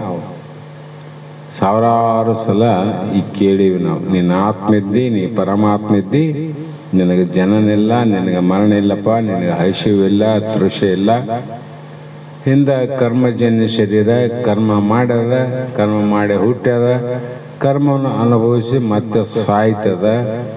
ಆದರೆ ಈ ಕರ್ಮಕ್ಕೆ ಸಂಬಂಧ ಇಲ್ಲದೆ, ಸಾವಿಗೂ ಸಂಬಂಧ ಇಲ್ಲದೆ ಇರುವಂಥ ಆತ್ಮಸ್ವರೂಪ ನೀನಿದ್ದೆ ಅಂತ ಎಷ್ಟು ಸಲ ಕೇಳಿವೆ ನಾವು. ಆದರೂ ಕೂಡ ಫಲವಿಲ್ಲ. ಆದರೆ ಕೃಷ್ಣ ಅರ್ಜುನ ಲೋಕ ವಿಲಕ್ಷಣನಾದ ಗುರು ಶಿಷ್ಯರವರು, ಇದು ತಿಳ್ಕೋಬೇಕು. ಅರ್ಜುನ ಒಂದೇ ಸಲ ಆಯ್ತು ರೀ ಕೃಷ್ಣ ಹೇಳಿದಾಗ ನಮಗೆ ಯಾಕಾಗಲ್ಲ ಅಂದರೆ, ಲೋಕ ವಿಲಕ್ಷಣರಾದ ಗುರು ಶಿಷ್ಯರು ಈ ಲೋಕದ ಜಗತ್ತಿನಲ್ಲಿ ಹುಟ್ಟಿ ಬಂದಂಥ ಗುರು ಶಿಷ್ಯರ ಸಂಬಂಧ ಅಲ್ಲ. ವಿಲಕ್ಷಣ, ಲೋಕಕ್ಕೆ ವಿಲಕ್ಷಣ. ಯಾರಿಗೆ? ಗುರುಗೂ ವಿಲಕ್ಷಣ, ಶಿಷ್ಯಗೂ ವಿಲಕ್ಷಣ ಅರ್ಜುನ, ಗುರುಗೆ ವಿಲಕ್ಷಣ ಕೃಷ್ಣ. ಹಾಗಾಗಿ ಜಗದ್ಗುರು ಒಂದೇ ಸಾರಿ ಬೋಧಿಸಿದನು. ಅಷ್ಟು ಮಾತ್ರದಿಂದಲೇ ಅರ್ಜುನನ ಅಜ್ಞಾನವೆಂಬ ಕತ್ತಲ ನಾಶವಾಯಿತು. ಅದಕ್ಕಾಗಿ ನಾವು ವಿಚಾರ ಮಾಡಬೇಕು. ಅರ್ಜುನಗಾದಂಗೆ ನಮಗೆ ಒಂದೇ ಸಲ ಆಗಬೇಕು, ಜನಕನಿಗಾದಂಗೆ ಒಂದೇ ಸಲ ಆಗಬೇಕು, ಮೈತ್ರಿಗಾದಂಗೆ ಒಂದೇ ಸಲ ಆಗಬೇಕು, ರಾಮಗಾದಂಗೆ ಒಂದೇ ಸಲ ಆಗಬೇಕು. ಅವ್ರು ಯಾರು, ನಾವ್ಯಾರು? ಹಾಗಾಗಿ ಶ್ರೀಕೃಷ್ಣನ ಮಾತುಗಳು, ವಚನಗಳು ಹೇಗಿದ್ವು ಅಂದರೆ ಅಷ್ಟು ಪ್ರಭಾವ ಇದ್ವು ಅಂತ. ಪ್ರಭಾವ ಅಂದರೆ ಹರಿತವಾದ ಆಯುಧ, ಹರಿತವಾದ ಖಡ್ಗ. ಮತ್ತು ಇನ್ನೂ ಅಂದರೆ ಶ್ರೀಕೃಷ್ಣನ ಚಕ್ರ ಇದ್ದಂಗಿದ್ದವು ಮಾತುಗಳು. ಕೃಷ್ಣ ಚಕ್ರ ಬಿಟ್ಟು ಇಲ್ಲಿ ಇಂಥಲ್ಲೇ ಮುಟ್ಟಿವ ಅಂದರೆ ಹೋಗಿ ಅವರ ಚೆಂಡವನ್ನು ಮುಂಡಾಡಿ ಮತ್ತೆ ಚಕ್ರ ವಾಪಸ್ ಬಂದು ಅವನ ಬೆರಳಲ್ಲಿ ಬಂದು ಕೊಡ್ತಿತ್ತು, ಚಕ್ರ ತಿರುಗ್ತಾ ಇತ್ತು. ಅದಕ್ಕೆ ಶ್ರೀಕೃಷ್ಣನ ಚಕ್ರ, ಸುದರ್ಶನ ಚಕ್ರ. ಅದರಂತೆ ಕೃಷ್ಣನ ಮಾತುಗಳು ಹೇಗಿದ್ವು ಅಂದರೆ ಅರ್ಜುನನ ಅಂತರಂಗ ಪ್ರವೇಶಿ ಅಜ್ಞಾನ ನಷ್ಟ ಮಾಡಿ ಮತ್ತೆ ತನ್ನಲ್ಲಿ ಬರಬೇಕಂತಿತ್ತು ವಾಕ್ಯಗಳು. ಹಾಗಾಗಿ ಒಳಗೆ ಹೋಗಿ ಅವನ ಅಜ್ಞಾನ ನಷ್ಟ ಮಾಡಿತು, ಜ್ಞಾನ ಬೆಳಕಾಯಿತು, ತನ್ನ ನೆನಪಾಯಿತು. ಭಗವಂತ, ನನ್ನ ನೆನಪು ನನಗಾಯಿತು, ನಾ ಧನ್ಯನಾದೆ ಅಂತ ಹೇಳಿದ. ಹಾಗಂತೆ ನಿನಗೆ ಮುಂದೆ ಮತ್ತೆ ಹೇಳ್ತಾರ ಕೃಷ್ಣ, ಅರ್ಜುನ ನಿನಗೆ ಜ್ಞೇಯ ವಸ್ತುವನ್ನ, ಕ್ಷೇತ್ರಜ್ಞನನ್ನ ಬೋಧಿಸುತ್ತೇನೆ, ಮತ್ತೆ ಕೇಳು. ಇಲ್ಲಿ ಮುಗುದಿಲ್ಲ. ಅದನ್ನು ಕೇಳಿದರೆ ನನಗೇನು ಪ್ರಯೋಜನವೆನ್ನುವೆಯ? ಇಷ್ಟೆಲ್ಲ ಆಗ್ಯದ, ಮತ್ತೆ ಅದನ್ನು ಕೇಳಿ ಏನು ಪ್ರಯೋಜನ ಅಂತ ನೀ ಅನ್ನಬಹುದು. ಆದರೆ ಯಜ್ಞಾತ್ವ ಅಮೃತಂ ಉಷ್ಣತೆ, ಈಗ ನಾ ಮುಂದೆ ಹೇಳುವುದನ್ನು ನೀ ತಿಳ್ಕೊಂಡಿದ್ದಾದರೆ ನಿನಗೆ ಅಮೃತತ್ವವು ಲಭಿಸುತ್ತದೆ. ಅಮೃತತ್ವ ಯಾವಾಗ ಪ್ರಾಪ್ತಿ ಆಯಿತಂದರೆ ಮೃತ್ವತ್ವ ಓಡಿ ಹೋಗುತ್ತದೆ. ಔಷಧ ಹಚ್ಚಿದ ಮೇಲೆ ರೋಗ ಇರ್ತದೆ ಏನದು? ರೋಗ ಹೋಗ್ಬೇಕು, ಯಾಕೆ ಔಷಧ ಅದು. ಮತ್ತೆ ಅಮೃತ ಪ್ರಾಪ್ತಿ ಆಗ್ಯದ ನಮಗಂದ್ರೆ ಮೃತ್ಯು ಓಡಬೇಕು, ಮತ್ತೆ ಅಮೃತನೂ ಇರಬೇಕು. ಮೃತ್ಯುವೂ ಇರ್ಬೇಕಂದ್ರೆ ಔಷಧನೂ ತಗೋಬೇಕು, ರೋಗನೂ ಇರ್ಬೇಕು ಅನ್ನಂಗೆ ಆಗ್ತದೆ. ಹಿಂಗೆಲ್ಲೇನು ಕೇಳಿರಿ? ಔಷಧ ಇಲ್ಲ ಅಂದರೆ ರೋಗ ಇರಬೇಕು, ರೋಗ ಆದಂದ್ರೆ ಔಷಧ ಇರಬೇಕು, ರೋಗ ಹೋಗಿದಂದ್ರೆ ಔಷಧ ಇರಬೇಕಂತ ಅರ್ಥ. ಹಾಗೆ ನೋಡು, ಜನನ ಮರಣವಿಲ್ಲದ ಮುಕ್ತಿ ನಿನಗೆ ಲಭಿಸುತ್ತದೆ. ಇದರಿಂದ ಏನಾಗ್ತದೆ?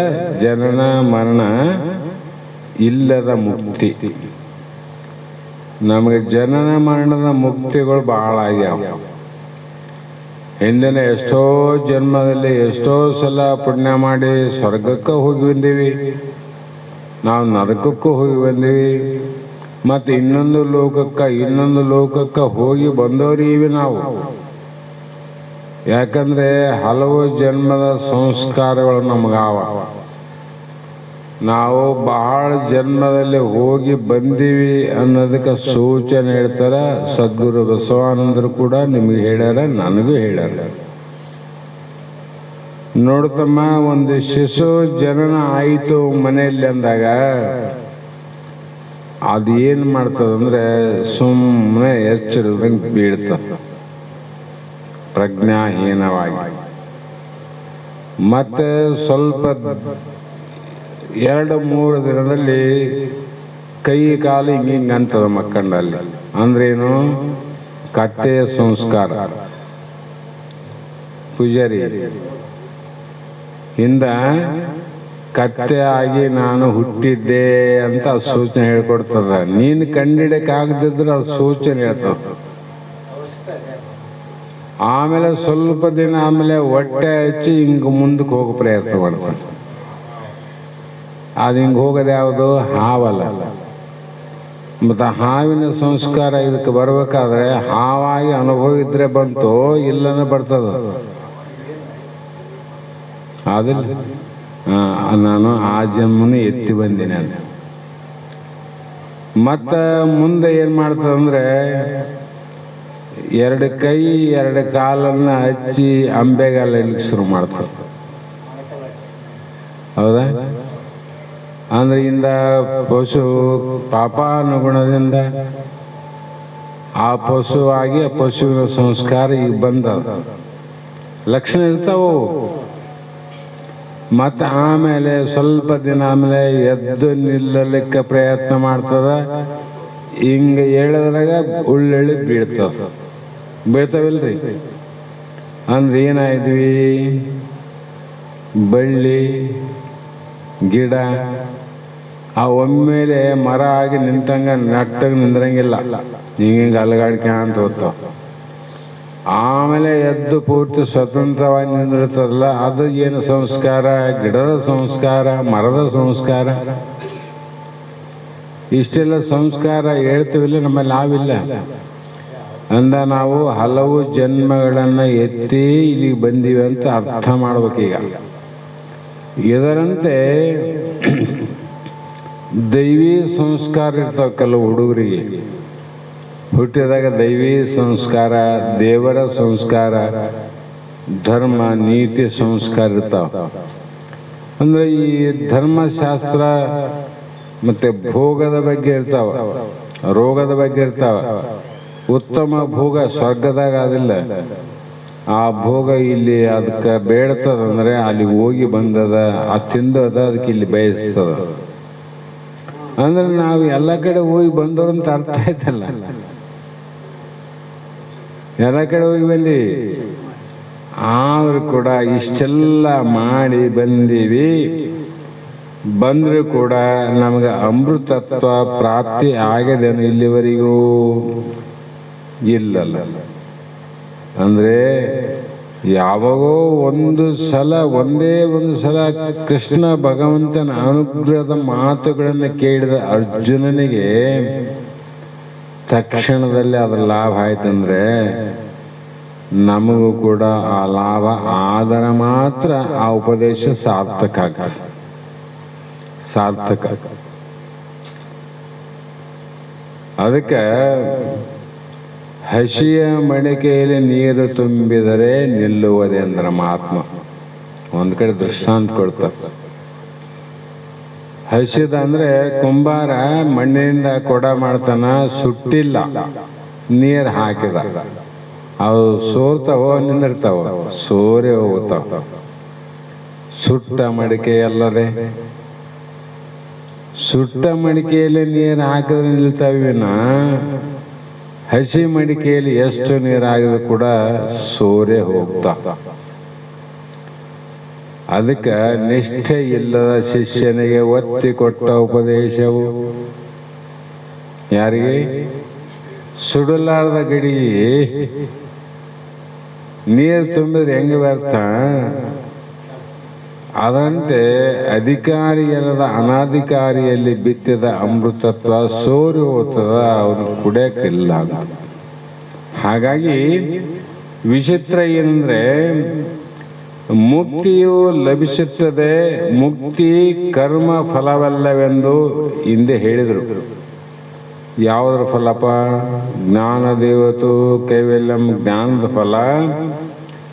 ಮಂದ ಅಧಿಕಾರದಲ್ಲಿರುವವನು ಹಗ್ಗವನ್ನು ನೋಡಿ ಹಾವೆಂದು ಭ್ರಮೆ ಉಂಟಾಗುತ್ತದೆ. ಯಾರಿಗೆ? ಮಂದ ಅಧಿಕಾರಿಗೆ. ಅವನಿಗೆ ದಾರಿಯಲ್ಲಿ ಬಿದ್ದ ಹಗ್ಗವನ್ನು ನೋಡಿ ಹಾವಂತ ಭಯ ಆಗ್ತದಿಲ್ರಿ, ಆಗಲಿ. ಆ ಭಯದಿಂದ ಏನಾಯ್ತು? ಮುಂದ ಭೀತಿಗಳು, ಕಂಪನಗಳು, ಕಾಲು ಕೈ ನಡಗುವುದು, ತೊದಲು ನುಡಿಯುವುದು, ಇವೆಲ್ಲ ಪ್ರಾರಂಭ ಆಗ್ತಾವ. ಅಲ್ಲಿಯೇ ಇರುವ ಒಬ್ಬ ಮನುಷ್ಯ ಬೆಳಕಿನ ಸಹಾಯದಿಂದ ತೋರಿಸಿದಾಗ ಅದು ಏನಾಯ್ತು? ಹಾವು ಹೋಗಿ ಹಗ್ಗ ಆಯ್ತು ನೋಡ್ರಿ.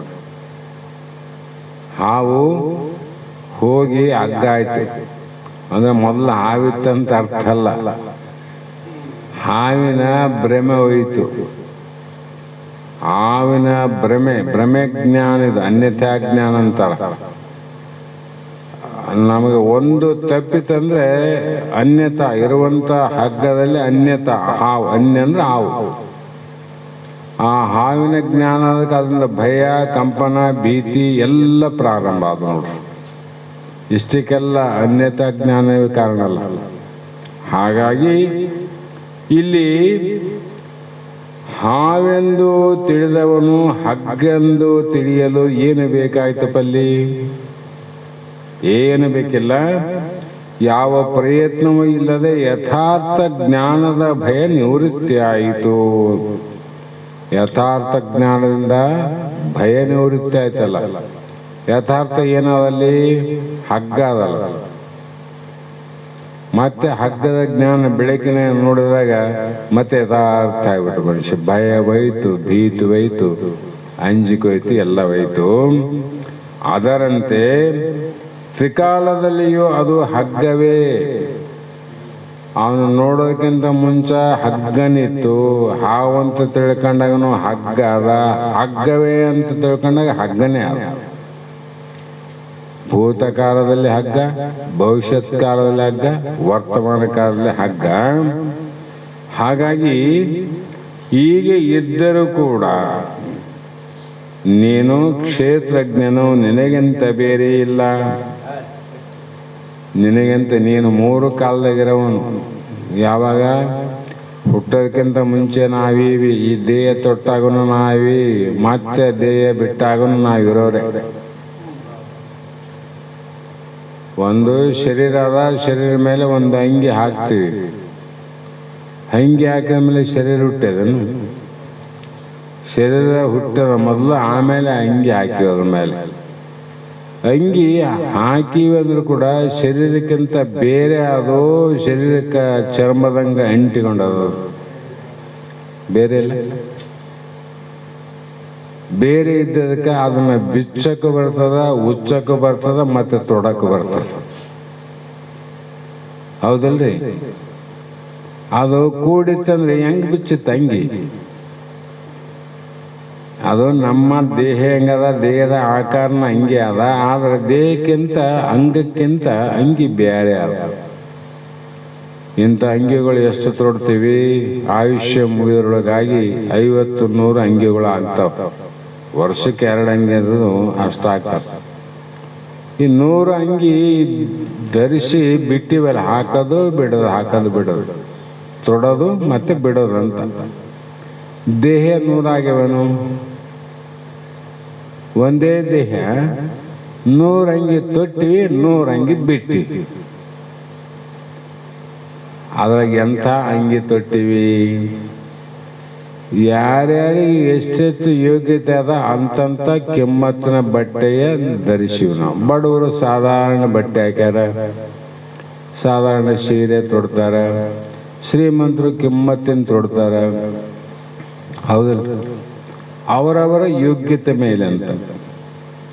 ಆದ್ರೆ ನೀವೇನೇ ತೊಡ್ರು, ಕಿಮ್ಮತ್ತಿಂದ ತೊಟ್ರು ಅದೇ ಶರೀರ, ಸಾಮಾನ್ಯ ಬಟ್ಟೆ ತೊಟ್ರು ಅದೇ ಶರೀರ. ಅದಾಗಕ್ಕೆ ಸಾಧ್ಯ ಇಲ್ಲ. ಅದರಂತೆ ನಾವೆಲ್ಲರೂ ನಿತ್ಯ, ಆ ನಿತ್ಯವಾಗಿರ್ತಕ್ಕಂಥ ಆತ್ಮನ ಮೇಲೆ, ಲಿಂಗದ ಮೇಲೆ ಅಂಗ ಅನ್ನುವುದು ಅಂಗಿಗಳಿದ್ದಂಗೆ. ಅದಕ್ಕೆ ಯಾರ ಹೊಲದಾರ ತಂಗಿ ಅದನ್ನು ನೋಡಮ್, ಸ್ವಲ್ಪ ಸ್ವಲ್ಪ ಭಾಳ ಇದೆ.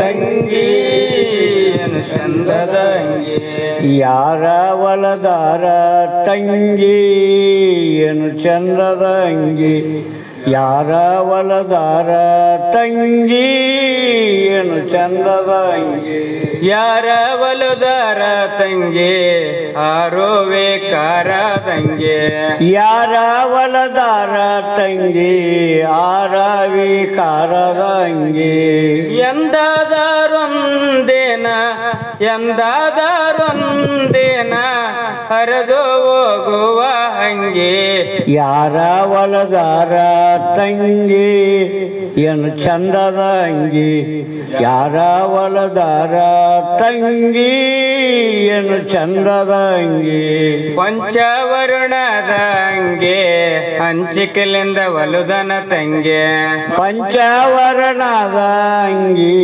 ಹಂಚಿಕಲಿಂದ ಹೊಲದನ ತಂಗಿ, ಸಂಚಿತದಿಂದ ಬಂದದ ಅಂಗೆ ಸಂಚಿತದಿಂದ ಬಂದದ ಅಂಗೆ ವಂಚನದಿಂದ ಹರುದದ ತಂಗಿ, ಯಾರ ಹೊಲದಾರ ತಂಗಿ ಏನು ಚಂದದ ಅಂಗಿ, ಯಾರ ಹೊಲದಾರ ತಂಗಿ ಏನು ಚಂದದ ಅಂಗಿ, ಒಂಬತ್ತು ತೂತಿನ ಅಂಗೆ ಶಂಭುಲಿಂಗ ಒಲುದನ ತಂಗೆ, ಒಂಬತ್ತ ತೂತಿನ ಅಂಗಿ ಶಂಭುಲಿಂಗ ಹೊಲದನ ತಂಗಿ, ಹಂಬಲ ಬೇಡಂದನ ತಂಗೆ ಹಂಬಲ ಬೇಡಂದನ ತಂಗೆ ಒಂದಿನ ಹರಿದೋಗುವ ಹಂಗೆ, ಯಾರ ಹೊಲದಾರ ತಂಗಿ ಏನು ಚಂದದ ಅಂಗಿ, ಯಾರ ಹೊಲದಾರ ತಂಗಿ ಏನು ಚಂದದ ಅಂಗಿ, ದೇಶದೋಳು ಹುಬ್ಬಳ್ಳಿ ತಂಗೆ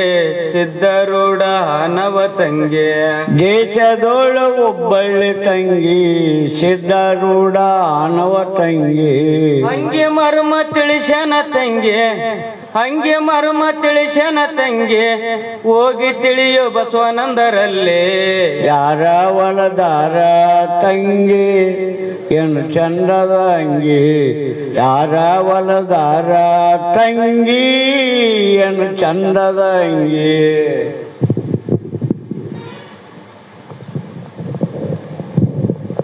ಈ ಪ್ರಕಾರವಾಗಿ ಈ ಶರೀರ ಅನ್ನುವಂಥದ್ದು ಹೇಗೆ ಆಗಿದೆ ಅಂದರೆ, ನಾವು ಶರೀರದ ಮೇಲೆ ತೊಡುವಂಥ ಬಟ್ಟೆಗಳು ಹೇಗೆ ಹತ್ತಿಯ ನೂಲಿನಿಂದ ಆಗಿವೆಲ್ಲ, ನೂಲಿನಿಂದ ಆಗಿವಿಲ್ಲ, ಅದರಂತೆ ನಮ್ಮೆಲ್ಲ ದೇಹಗಳು ಯಾವುದರಿಂದ ಹುಟ್ಟ್ಯಾವಂದ್ರೆ ಇದು ಪರಮಾತ್ಮನ ಪಂಚಮಹಾಭೂತಗಳೇನವ ಆ ಭೂತಗಳಿಂದ ತಯಾರಾದ ಅಂಗಿ ಅದು. ಇದು ನೂಲಿನಿಂದ ತಯಾರಾಗ್ಯದ. ಈ ಅಂಗಿ ಯಾರು ಹೊಲ್ದಾರಂದ್ರೆ ನಮಗೆ ಬೇಕಾದಂಥ ಒಬ್ಬ ಟೇಲರ್ ಅಂತ ಇರ್ತಾನೆ, ಅವರಲ್ಲಿ ಹೊಲಿಸ್ತೇವೆ, ಅದನ್ನು ತೊಡ್ತೇವೆ. ಆದರೂ ಕೂಡ ಒಂದಿಲ್ಲ ಒಂದು ದಿನ ಇದು ಹಳೇದಾಗಿ ಈ ಅಂಗಿ ಹರಿದು ಹೋಗ್ತದೆ. ಹರಿತದಿಲ್ಲ, ಏನು 100 ವರ್ಷ ಬರ್ತದೆ, ವರ್ಷ 2 ವರ್ಷದಲ್ಲಿ ಹರಿದು ಹೋಗ್ತದೆ. ಸರಿ, ಆದರೆ ಈ ದೇಹ ಅನ್ನುವಂಥ ವಾವಲ್ಲ, ಸ್ತ್ರೀನೇ ಇರಲಿ ಪುರುಷನೇ ಇರಲಿ 84 ಲಕ್ಷ ಜೀವರಾಶಿಗಳಿವು. ನಾವು ಒಂದು ಸಲ ಅಂಗಿ ಸರಿಯಾಗಿ ನಮಗೆ ಅಳತೆ ಕೂಡಬೇಕಾಗಿದ್ರೆ ಸುಮಾರು 2-3 ಬಟ್ಟೆ ಕೆಡಬೇಕು. ಟೇಲರ್ಲಿ ಫಸ್ಟ್ ಟೈಮ್ ಕೊಟ್ಟಾಗ ಸ್ವಲ್ಪ ಹೆಚ್ಚು ಕಮ್ಮಿ ಆಗ್ತಾವ, ಮತ್ತೆ ಸೆಕೆಂಡ್ ಟೈಮ್ ಹೇಳಬೇಕು, ಮತ್ತೆ ಇದನ್ನು ಸರಿ ಮಾಡೋ ಇದನ್ನು ಸರಿ ಮಾಡೋ ಅಂತ ಹೇಳಿದಾಗ ಒಂದು ಸಲ ಸರಿ ಹೋಗ್ತದೆ. ಇದು ಪಕ್ಕ ಅಳತೆ ಅಂತ ಅದೇ ನಿರ್ಣಯ ಮಾಡ್ತೀವಿ. ಅದೇ ಪ್ರಕಾರ ಹೋಲಿ ಅಂತೀವಿ, ಹೋಲಿತ. ಆದರೆ ಇಲ್ಲಿ ಭಗವಂತ ಎಷ್ಟು ನಮೂನೆ ಈ ಬಟ್ಟೆಗಳನ್ನು ತಯಾರು ಮಾಡನಂದ್ರೆ ಅಗಣಿತ ಅಂದ್ರು. ಅಗಣಿತ ಅಂದ್ರೇನು? ಇಲ್ಲಿ ಅಂಡಜ 21 ಲಕ್ಷ, ಪಿಂಡಜ 21 ಲಕ್ಷ, ಸ್ವೇದಜ 21 ಲಕ್ಷ ಮತ್ತು ಉದ್ಬೀಜ ಅಥವಾ ಜಲಜ. ತತ್ತಿಯನ್ನ ಹೊಡೆದುಕೊಂಡು ಹುಟ್ಟುವಂತ ಜೀವರಾಶಿಗಳು ಜಗತ್ತಿನಲ್ಲಿ 21 ಲಕ್ಷ ಅಂದ್ವರ. ಎಷ್ಟು ನಮೂನೆ ಇರ್ತಾವಂತವು. ಗಿಡಿ ಹೇಗಿದೆ, ಕಾಗಿ ಹೇಗಿದೆ, ಗೂಗಿ ಹೇಗಿದೆ, ಗುಬ್ಬಿ ಹೇಗಿದೆ, ನವಿಲು ಹೇಗಿದೆ, ಎಲ್ಲವೂ ತತ್ತಿಯಲ್ಲೇ ಹುಟ್ಟ್ಯಾವ. ಆದ್ರೆ ನಾನಾ ರೀತಿಯ ಆಕಾರಗಳವ.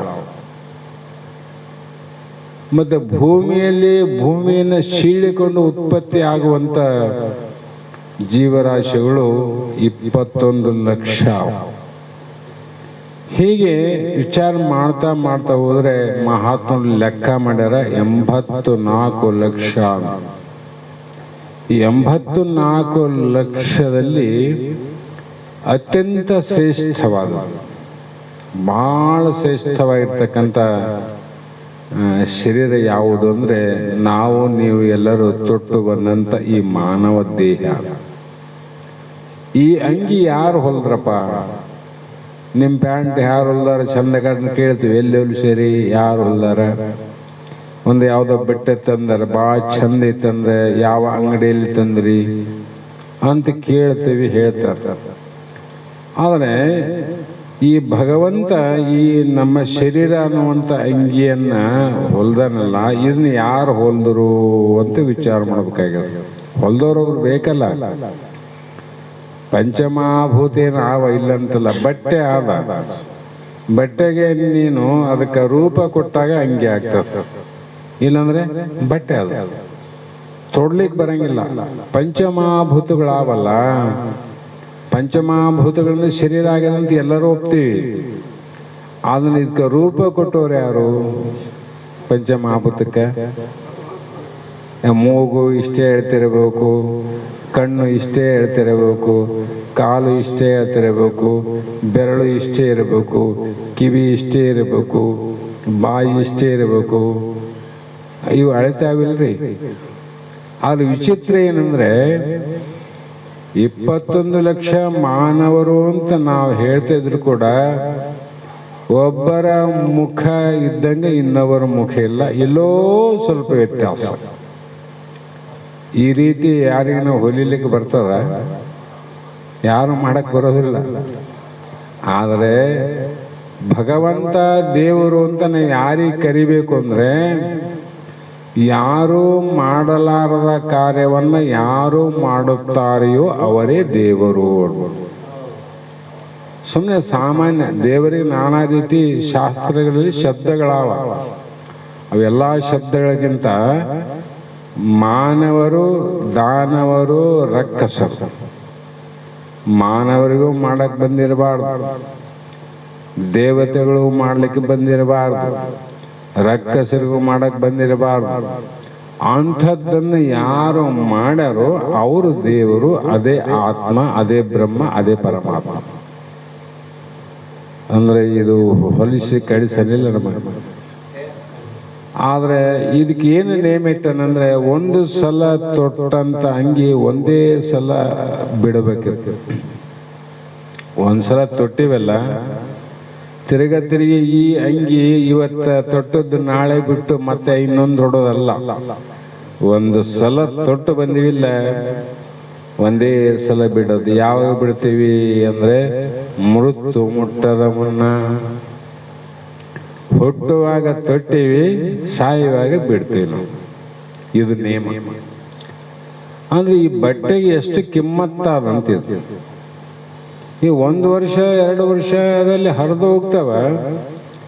ಈ ಭಗವಂತ ಮಾಡಿದಂಥ ಈ ಶರೀರ ಏನದ, ಇದಕ್ಕೆ ಬಟ್ಟೆ 100 ವರ್ಷ 111 112 ವರ್ಷ ಬಾಳಿದ್ರು. ಯಾರು? ತುಮಕೂರಿನ ಸಿದ್ಧಗಂಗ ಶಿವಯೋಗಿಗಳು.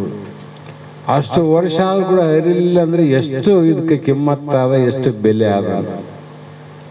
ಹಾಗಾಗಿ ಇಂಥ ಶರೀರವನ್ನು ನಾವು ತೊಟ್ಟು ಬಂದಿವಿ. ಇದು ಅಳತೆ ಯಾರು ಮಾಡ್ಯಾರ, ಆಮೇಲೆ ಎಲ್ಲಿ ಪಾಕೆಟ್ ಎಲ್ಲಿರಬೇಕು, ಮತ್ತು ಈ ಕಡೆ ಕಿಶೆಯಲ್ಲಿರಬೇಕು, ಇದೆಲ್ಲಿರ್ಬೇಕಂತ ಟೇಲರ್ ಗೊತ್ತಲ್ಲ. ಆದ್ರೆ ಭಗವಂತ ಮೊದಲು ಏನು ಮಾಡ್ಯಾನಂದ್ರೆ, ಮೂಗು ಎಲ್ಲಿರಬೇಕು, ಕಿವಿ ಎಲ್ಲಿರಬೇಕು, ಕಣ್ಣು ಎಲ್ಲಿರಬೇಕಂತ ಅವನು ಮೊದಲು ಸರಿಯಾಗಿ ಮಾಡ್ಯಾನ. ನಮಗೆ ತೋಳಾದ, ತೋಳು ಅಂತೀವಿ ಇದಕ್ಕೆ. ಕೈನೇ ಇದ್ದಿಲ್ಲ ಅಂದ್ರೆ ಈ ಅಂಗಿ ತೋಳು ಎಲ್ಲಿ ತರ್ತೈತಿ? ಕೈನೇ ಇದ್ದಿಲ್ಲ ಅಂದ್ರೆ ಈ ತೋಳು ಎಲ್ಲಿ ಬೆಲೆ ಐತೆ ಅನ್ನೋದಕ್ಕೆ? ಶರೀರ ಇದ್ದಿಲ್ಲ ಅಂದ್ರೆ ಈ ಅಂಗಿಗೆ ಬೆಲೆ ಐತೇನ್ರಿ? ಮೂಗು ಇದ್ದಿಲ್ಲ ಅಂದ್ರೆ ಮುತ್ತಿಗೆ ಬೆಲೆ ಇತ್ತೇನು? ಮೂಗು ಮುತ್ತಾದ, ಬಹಳ ಚಂದ ಕಾಣಿಸ್ತದೆ. ಮುತ್ತಿಗೆ ಬೆಲೆ ಯಾವುದರಿಂದ ಬಂತು? ಮೂಗಿನಿಂದ ಬಂತು. ಆದ್ರೆ ನಾವೇನ್ ಮಾಡಿವಿ? ಮುತ್ತು ಮಾಡಿದ ಅಕ್ಕ ಸಾಲಿಗನನ್ನ ವರ್ಣನೆ ಮಾಡ್ತೇವೆ. ಅಕ್ಕ ಎಲ್ಲಿ ಮಾಡಿಸಿದ ಮುತ್ತು ಅಂದ್ರೆ, ಅಲ್ಲಿ ಬಹಳ ಚಂದ ಮಾಡ್ತಾನ ಅಂತ ಅವನು ಹೋಳಿಕೆ ಅಂತ ಹೋಗ್ತೀವಿ. ಯಾರು? ಮುತ್ತು ಮಾಡಿದ ವರ್ಣ.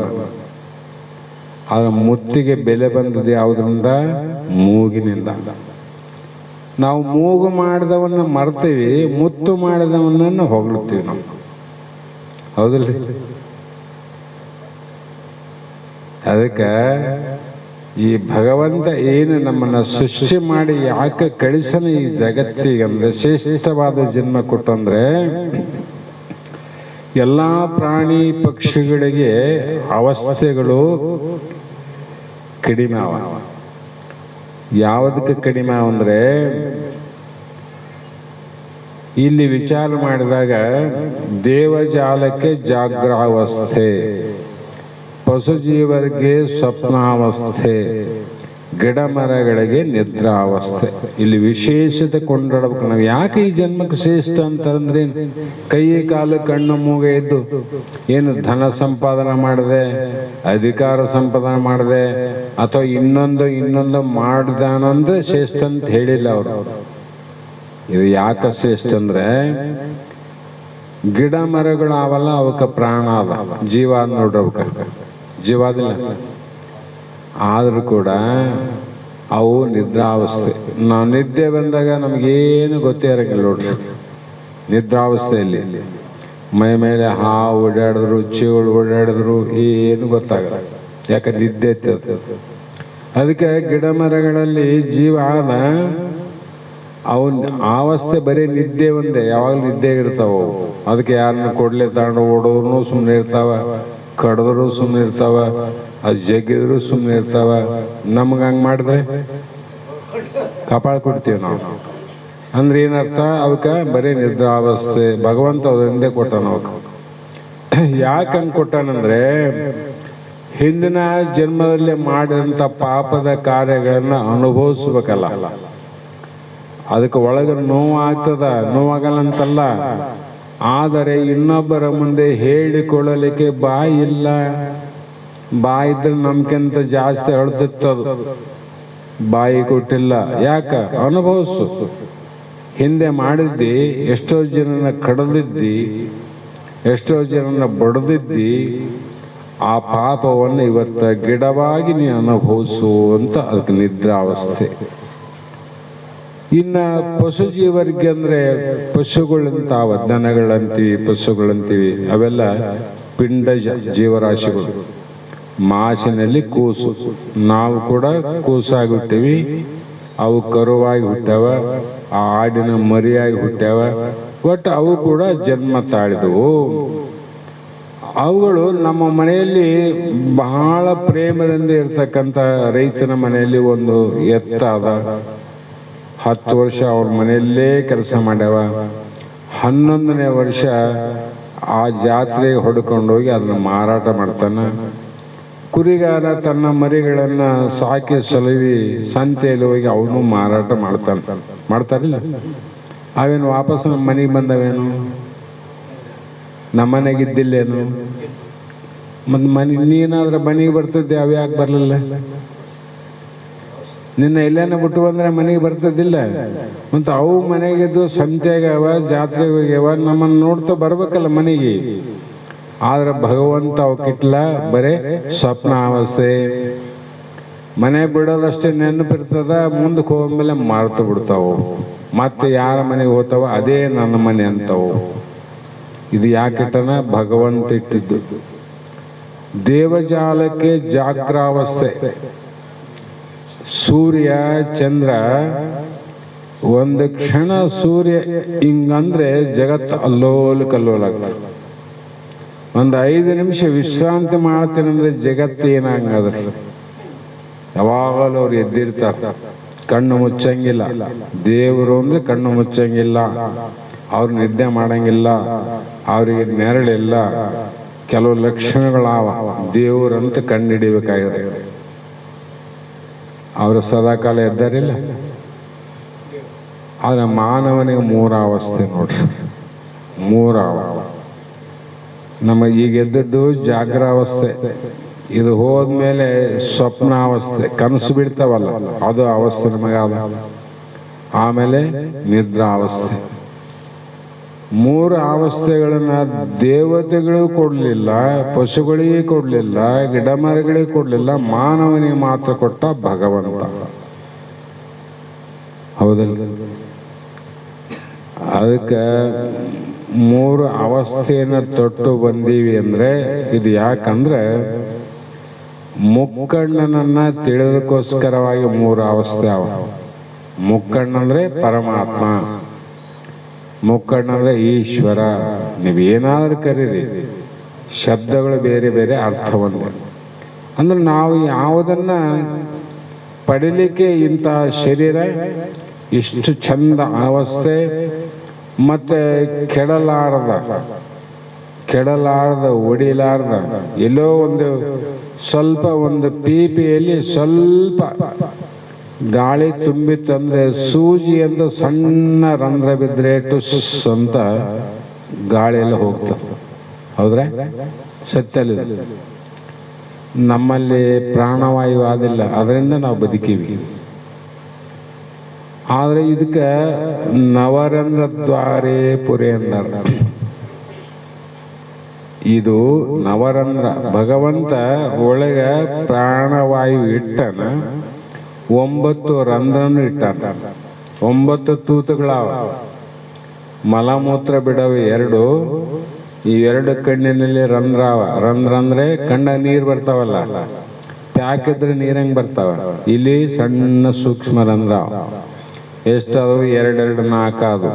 ಇವೆರಡು 6 ಅದು, ಇವೆರಡು 8 ಅದು. ಇದು ಒಂದು 9 ರಂಧ್ರಗಳು ಖುಲ್ಲಾವ. ಆದ್ರೂ ಕೂಡ ಪ್ರಾಣವಾಯು ಹೊರಗೆ ಹೋಗ್ಲಾರ್ದಂಗೆ ಒಳಗೆ ಇಟ್ಕೊಂಡನಂದ್ರೆ ಇದು ಭಗವಂತನ ಲೀಲೆ ಅದ. ನಿಲ್ಲಕ್ಕೆ ಸಾಧ್ಯ ಅದ. ಮತ್ತು ಹೊರಗೆ ಹೋಗ್ಲಾರ್ದಂಗೆ ತಡೆದವ್ರು ಯಾರು? ಪರಮಾತ್ಮ. ಇಷ್ಟೆಲ್ಲ ಯಾಕೆ ಮಾಡಿದಂದ್ರೆ ನೀನು ಅನಂತ ಜನ್ಮದಲ್ಲಿ ಮಾಡಿದ ಕರ್ಮಗಳಿಂದ ಈ ಜನ್ಮದಲ್ಲಿ ಅಂತಹ ಸದ್ಗುರುವಿನ ಕಡೆಗೆ ಹೋಗಿ ಮಹಾತ್ಮರಿಗೆ ಶರಣಾಗಿ ನಾನು ಯಾರು,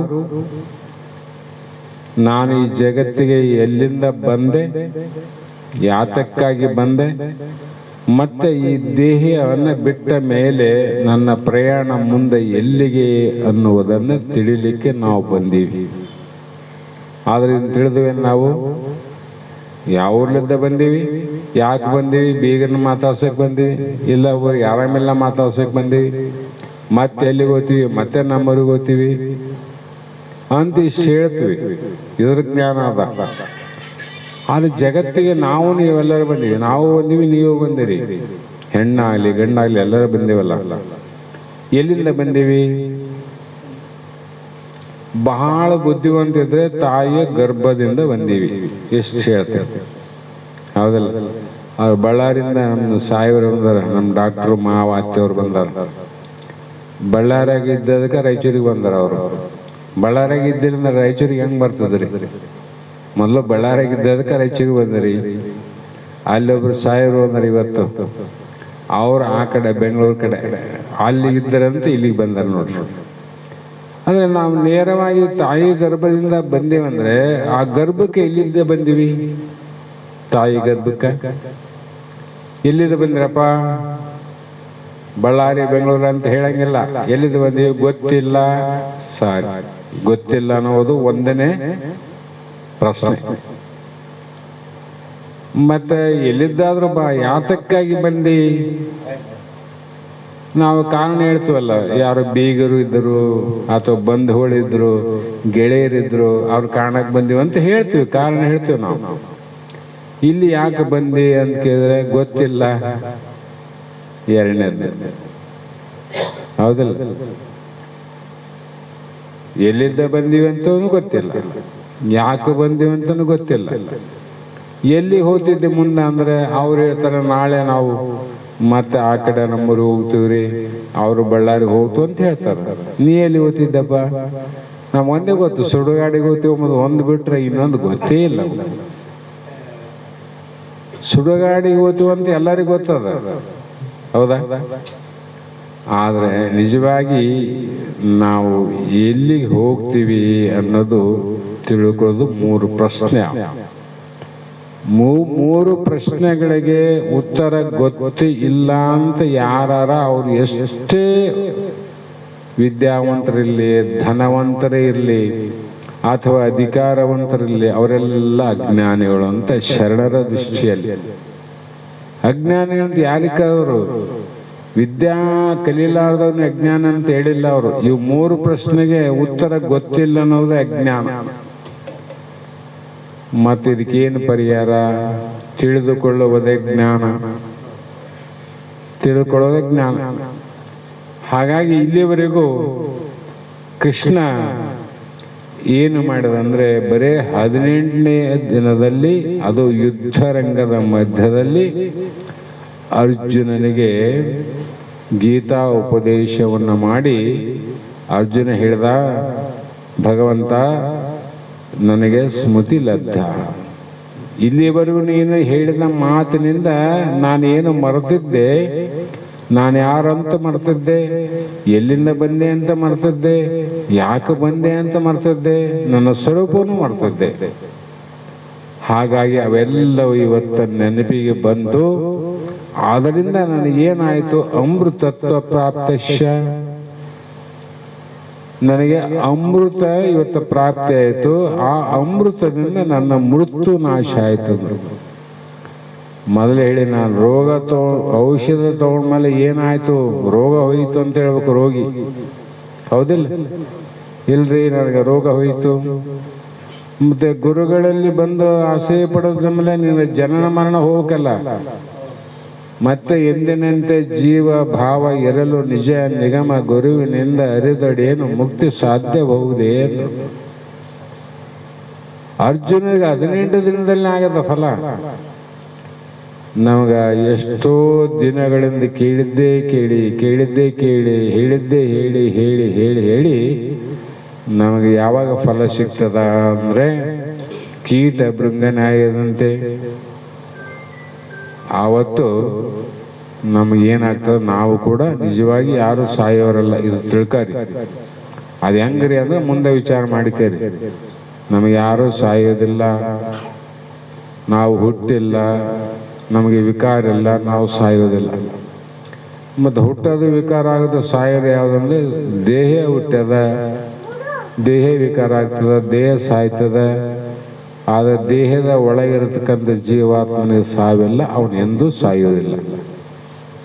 ಅದಕ್ಕೆ ಆ ಸಾವಿನ ಭಯ ಹೋಗ್ಬೇಕು. ಶಾಸ್ತ್ರ ಯಾಕೆ ಹೇಳ್ಬೇಕಂದ್ರೆ ನಾವು ಸಾಯ್ತೀವಿ ಅನ್ನೋ ಭಯ ಅದಲ್ಲ, ಆ ಭಯ ಹೋಗ್ಬೇಕಾದ್ರೆ ಸದ್ಗುರುಗಳಿಗೆ ಮಹಾತ್ಮನಿಗೆ ಶರಣಾಗತರಾಗಿ ಸತ್ಸಂಗದ ಲಾಭವನ್ನು ಪಡೆದುಕೊಂಡು ಉದ್ಧಾರ ಆಗಬೇಕು ಅನ್ನುವಂಥ ಕರುಣೆಯಿಂದ ಭಗವಂತ ಇಲ್ಲಿವರೆಗೆ ಹೇಳ್ತಾ ಬಂದ. ಇಲ್ಲಿ ಸಮಯ ಸ್ವಲ್ಪ ಹೆಚ್ಚಾಯಿತು, ಆದರೂ ಪರವಾಗಿಲ್ಲ. ಇವತ್ತಿನ ಶಾಸ್ತ್ರದ ಪುಷ್ಪಗಳನ್ನು ಗುರುಪಾದಕ್ಕೆ ಸಮರ್ಪಿಸಿ ನಾವು ನೀವು ಧನ್ಯರಾಗೋಣ ಅನ್ನುವ ಮಾತನ್ನು ಹೇಳ್ತಾ ಮಂಗಲವನ್ನು ಹೇಳ್ರಿ.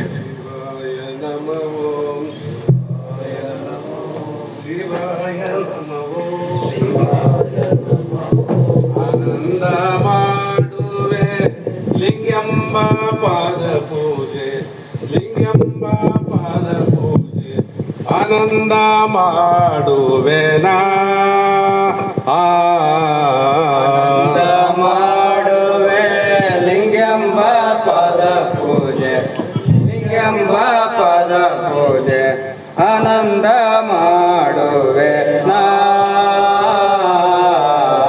ಅಂಗಂಬೋ ಅಹಂಕಾರ ಲಿಂಗಂಬೋ ಶರೀರವೋ, ಅಂಗಂಬ ಆಕಾರ ಲಿಂಗಂಬ ಶರೀರವೋ, ಲಿಂಗದೊಳಗೆ ಮಾಲಿಂಗ ಮೂರುತಿ ಪೂಜಾ ಆನಂದ ಮಾಡುವೆ ನಾ. ಆನಂದ ಮಾಡುವೆ ಲಿಂಗಂಬ ಪಾದ ಪೂಜೆ, ಲಿಂಗಂಬ ಪಾದ ಪೂಜೆ, ಆನಂದ ಮಾಡುವೆ ನಾ. ಆತಳ ಪಾತಳ ಎಡಬಾಲ ಕೆರೆ ಬಾವಿ, ಆತಳ ಪಾತಾಳ ಎಡಬಾಲ ಕೆರೆ ಬಾವಿ, ಶೀತಳ ತಂದಿನಿ ಬಾರೋ ಶಿವ ನಿನ್ನ ಪೂಜಕ್ಕ ಆನಂದ ಮಾಡುವೆ ನಾ. ಆನಂದ ಮಾಡುವೆ ಲಿಂಗಂಬ ಪದ ಪೂಜೆ, ಲಿಂಗಂಬ ಪದ ಪೂಜೆ, ಆನಂದ ಮಾಡುವೆ ನಾ. ಅವರ್ಯಾರೋ ಇವರ್ಯಾರೋ ಎಂಡರು ಮಕ್ಕಳು ಯಾರೋ, ಅವರ್ಯಾರೋ ಇವರ್ಯಾರೋ ಎಂಡರು ಮಕ್ಕಳು ಯಾರೋ, ಬಂಡಿ ತುಂಬ ಭಾಗ್ಯ ಹೋಗಿ ಅಡವಿ ಸೇರಿದ ಮ್ಯಾಲ ಆನಂದ ಮಾಡುವೆ ನಾ. ಆನಂದ ಮಾಡುವೆ ಲಿಂಗಂಬ ಪದ ಪೂಜೆ, ಲಿಂಗಂಬ ಪದ ಪೂಜೆ, ಆನಂದ ಮಾಡುವೆ ನಾ. ದೇಶದೊಳಗೆ ನಮ್ಮ ವಾಸುಳ್ಳ ಲಕ್ಷಣ, ದೇಶದೊಳಗೆ ನಮ್ಮ ವಾಸುಳ್ಳ ಲಕ್ಷಣ, ಈಶ ಬಸವೇಶನ ಪಾದ ಪೂಜೆಯ ಮಾಡಿ ಆನಂದ ಮಾಡುವೆ ನಾ. ಆನಂದ ಮಾಡುವೆ ಲಿಂಗಂಬ ಪದ ಪೂಜೆ, ಲಿಂಗಂಬ ಪದ ಪೂಜೆ, ಆನಂದ ಮಾಡುವೆ ನಾ. ಓಂ ಚೈತನ್ಯಂ ಶಾಶ್ವತಂ ಶಾಂತಂ ಯೋಗಾತೀತಂ ನಿರಂಜನಂ ನಾರವಿಂದ ಕಲಾತೀತಂ ತಸ್ಮೈ ಶ್ರೀ ಗುರವೇ ನಮಃ. ಶ್ರೀಮಜ್ಜಗದ್ಗುರು ಸಿದ್ಧಾರೂಢ महाराज की जय, श्री सद्गुरु शिवपुत्र महाराज की जय, श्री सद्गुरु बसवानंद स्वामी महाराज की जय, श्री सद्गुरु अभिनव महाराज की जय, सकल साधु संत महाराज की जय. जय मंगलम जय नमः पार्वतीश्वर महादेव. ನೀ ದೂರ ಇರು, ಇಲ್ಲ ನನಗೆ ಬರಂಗಿಲ್ಲ.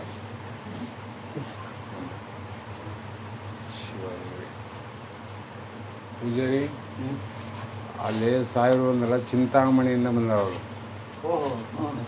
ಮನೆ ನಾವು ಹೋದಾಗ ಪಾಪ ನಮ್ಮ ಜೊತೆ ಇದ್ದು ಒಂದು 50 ಸಾವಿರ ಅವ್ರ ಗೆಳೆಯರು ಯಾರು ಒಬ್ಬ ಮಿನಿಸ್ಟ್ರು ಎಮ್ ಎಲ್ ಎನ ಯಾವ ಸ್ವಾಮಿಗಳನ್ನ ಮೇಲೆ ನೋಡೋಕೆ ಬಿಡಲಾರ್ದವರು ನಮಗೆ ನಡೆಯೋಕ್ಕಾಗಲ್ಲ ಅಂತ ಮೇಲೆ ಕಾರನೇ ಕರ್ಕೊಂಡು ಹೋದ್ರು. ಅದೆಲ್ಲ ದೇವರ ಆಶೀರ್ವಾದ. ಇಲ್ಲ ನಮಗೂ ಭಾಳ ಆಶ್ಚರ್ಯ ಆಯ್ತು ನಿಜವಾಗ್ಲು. ಏನೋ ಅದು ದೈವ ಲೆಕ್ಕ ಅಂತ ಅನ್ಕೊಂಡಿದ್ರು.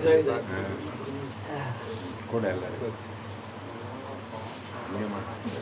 ಇರಲಿ ಇರಲಿ ಇರಲಿ. ಶಿವ ಗುರುವೆ ಯಾವಾಗ ಬಂದ್ರಿ? ಬೆಳಿಗ್ಗೆ ಬಂದು ಸ್ವಾಮಿ ಭಾಳ ಚಲೋ ಆಯ್ತು. ಮಂತಲಕ್ಕ ದರ್ಶನ ಮಾಡ್ಕೊಂಡು ಹಾಂ ದಯಸಾಗರ್ ಅವರು ಅಲ್ಲ ಒಳ್ಳೆ ದರ್ಶನ ಮಾಡಿಸಿದ್ರು. ಅವ್ರಿದ್ದ ಮೇಲೆ ಆಯಿತು. ಒಳ್ಳೆ ದರ್ಶನ.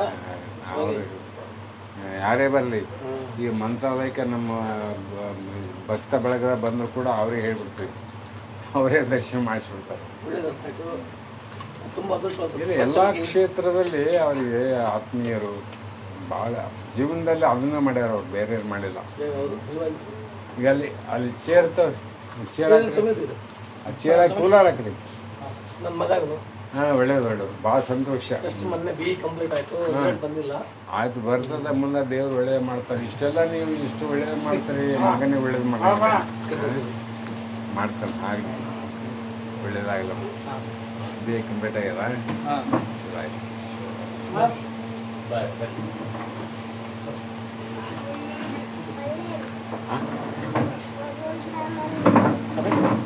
ನಮ್ಮ ಬಾತಾಯಿ ಆರಾಮ ಆಯ್ತು. ನಿಮ್ಮನ್ನು ನೋಡಿದಾಗ ಗೊತ್ತಾಯ್ತು ಈಗ. ನಮ್ಮದು ಪುಣ್ಯ ಅಂತ ನೋಡು. ಅವತ್ತು ನಮಗೆ ತಾಯಿ ನಿಮ್ಮ ಊರಿಗೆ ಬಂದಿದ್ದೀವಿ, ಬಾಬಾ ಭಾಳ ಪ್ರಯತ್ನ ಮಾಡಿ ನಮಗೆಲ್ಲ ಓಡಾಡಿಸಿ ನಿಮ್ಮನ್ನ ನೋಡ್ಲಿಕ್ಕೆ ಆಗಲಿಲ್ಲ. ಅವತ್ತು ನಮಗೂ ಅರ್ಜೆಂಟ್ ಇತ್ತಲ್ಲ, ಅದಕ್ಕೂ ಯೋಗ ಬೇಕಂತ ನಾವು ಬಂದರೆ ಭೇಟಿ ಆಗಲಿಲ್ಲ. ಈಗ ನೀವಾಗಿ ಬಂದು ಭೇಟಿ ಆಗ ನೋಡಿ, ಇದು ಯೋಗ. ಇಲ್ಲಿ ಬಂದು ಹೋಗೋದು ಕೂಡ್ರ ಅದು ಚೇರ್ತಾವ ಇಲ್ಲ ಒಳಗೆ ಮ್ಯಾರೇಜ್ ಡೇ.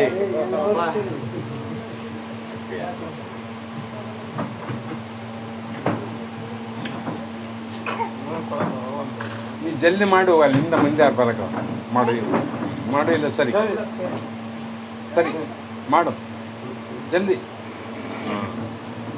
ಸಾಕು ಎದ್ದು ಹೇಳಿ ಅಲ್ಲಿ ತಾತ ಬರ್ತಾನೆ. ನೀವು ಬಂದು ಚಲೋ ಮಾಡ್ಯಾರ ನೋಡ್ರಿ. ಡ್ರೈವಿಂಗ್ ಇವರೇ ಮಾಡ್ಯಾರ? ಡ್ರೈವಿಂಗ್ ಯಾರು ಮಾಡಿ? ಮಲ್ಲಾಪುರ ಹೋಗೋದಲ್ರಿ, ಲೇಟ್ ಆಗಿಬಿಟ್ಟು. ಮಂತ್ರಾಲಯ ಹೋಗಿರಲ್ಲ ಸಮಯ ಹಂಗೆ.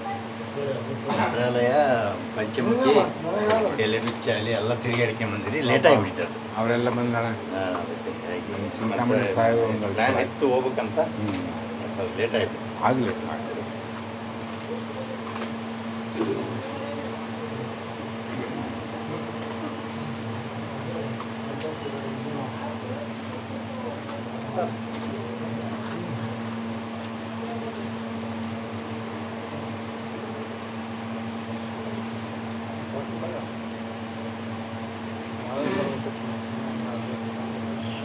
ಅಲ್ಲಿ ಬೇಸಿದ್ದು ಬಡಿ ಕಿತ್ತು ಹಂಗೆ ಕೊಟ್ರೆ ಹೆಂಗೆ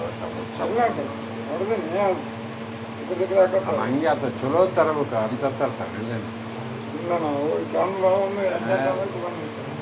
ಹೆಂಗೆ ಕೊಡ್ತೀವಿ ಕೊಡ್ಕೊ ಅಲ್ಕೊಂಡು ಆಮೇಲೆ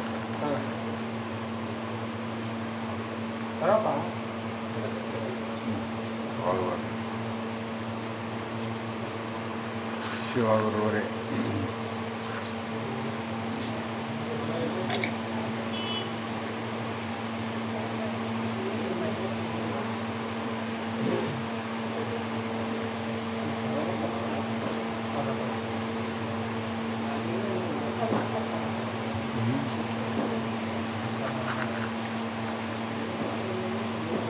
ಪಾರ್ವತಿ ಎಲ್ಲಿ ಮನೆ ಕಟ್ಟಕತ್ತೆ ಅಂತಲ್ಲ? ಇಲ್ಲ ಸುಮ್ಮನೆ ಕೇಳಿದೆ. ಅಲ್ಲ ಹೊಲ್ದಾಗ ಏನು ಮಾಡ್ತಾರೆ?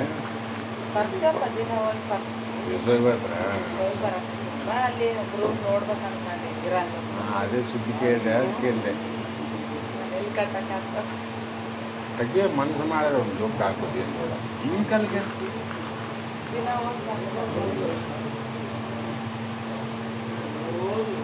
ಏನು ಮಾಡಿರಿ? ಹತ್ತಿ ಬಿತ್ತರಿ? ನಾಟಿಗೆ ನೀರು ಕಟ್ಬೋದಲ್ಲ? ಮಳೆ ಆಗಿದ್ದಿಲ್ಲಪ್ಪ, ಇವತ್ತು ಆಗ್ಯದ ಸ್ವಲ್ಪ ಮಳೆ ಆಗ್ಯದ. ಏನು ಮದುವೆ ಅದೇ ನಿಮ್ಮ ಮಗಳು ಬರ್ತಡೆ ಅಂದ ಏನಿದೆ ಅದಂತ ಕೇಳಿದೆ. ಶಿವ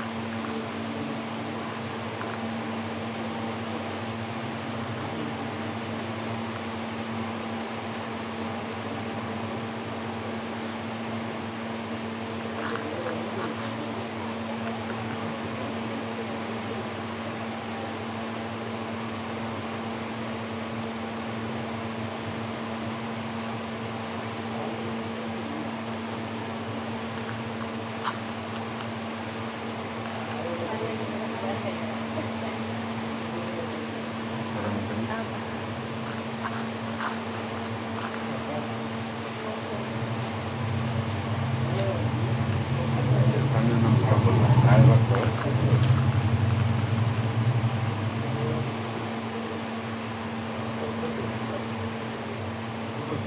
ಅವ್ರು ಕೊಡು ಮಾತು ಬಿಟ್ಟೆ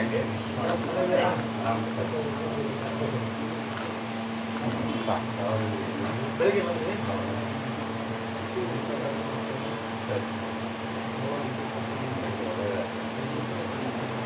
ವೇಟಿಂಗ್ ನಾನು ಸ್ವಲ್ಪ ಅಮ್ಮ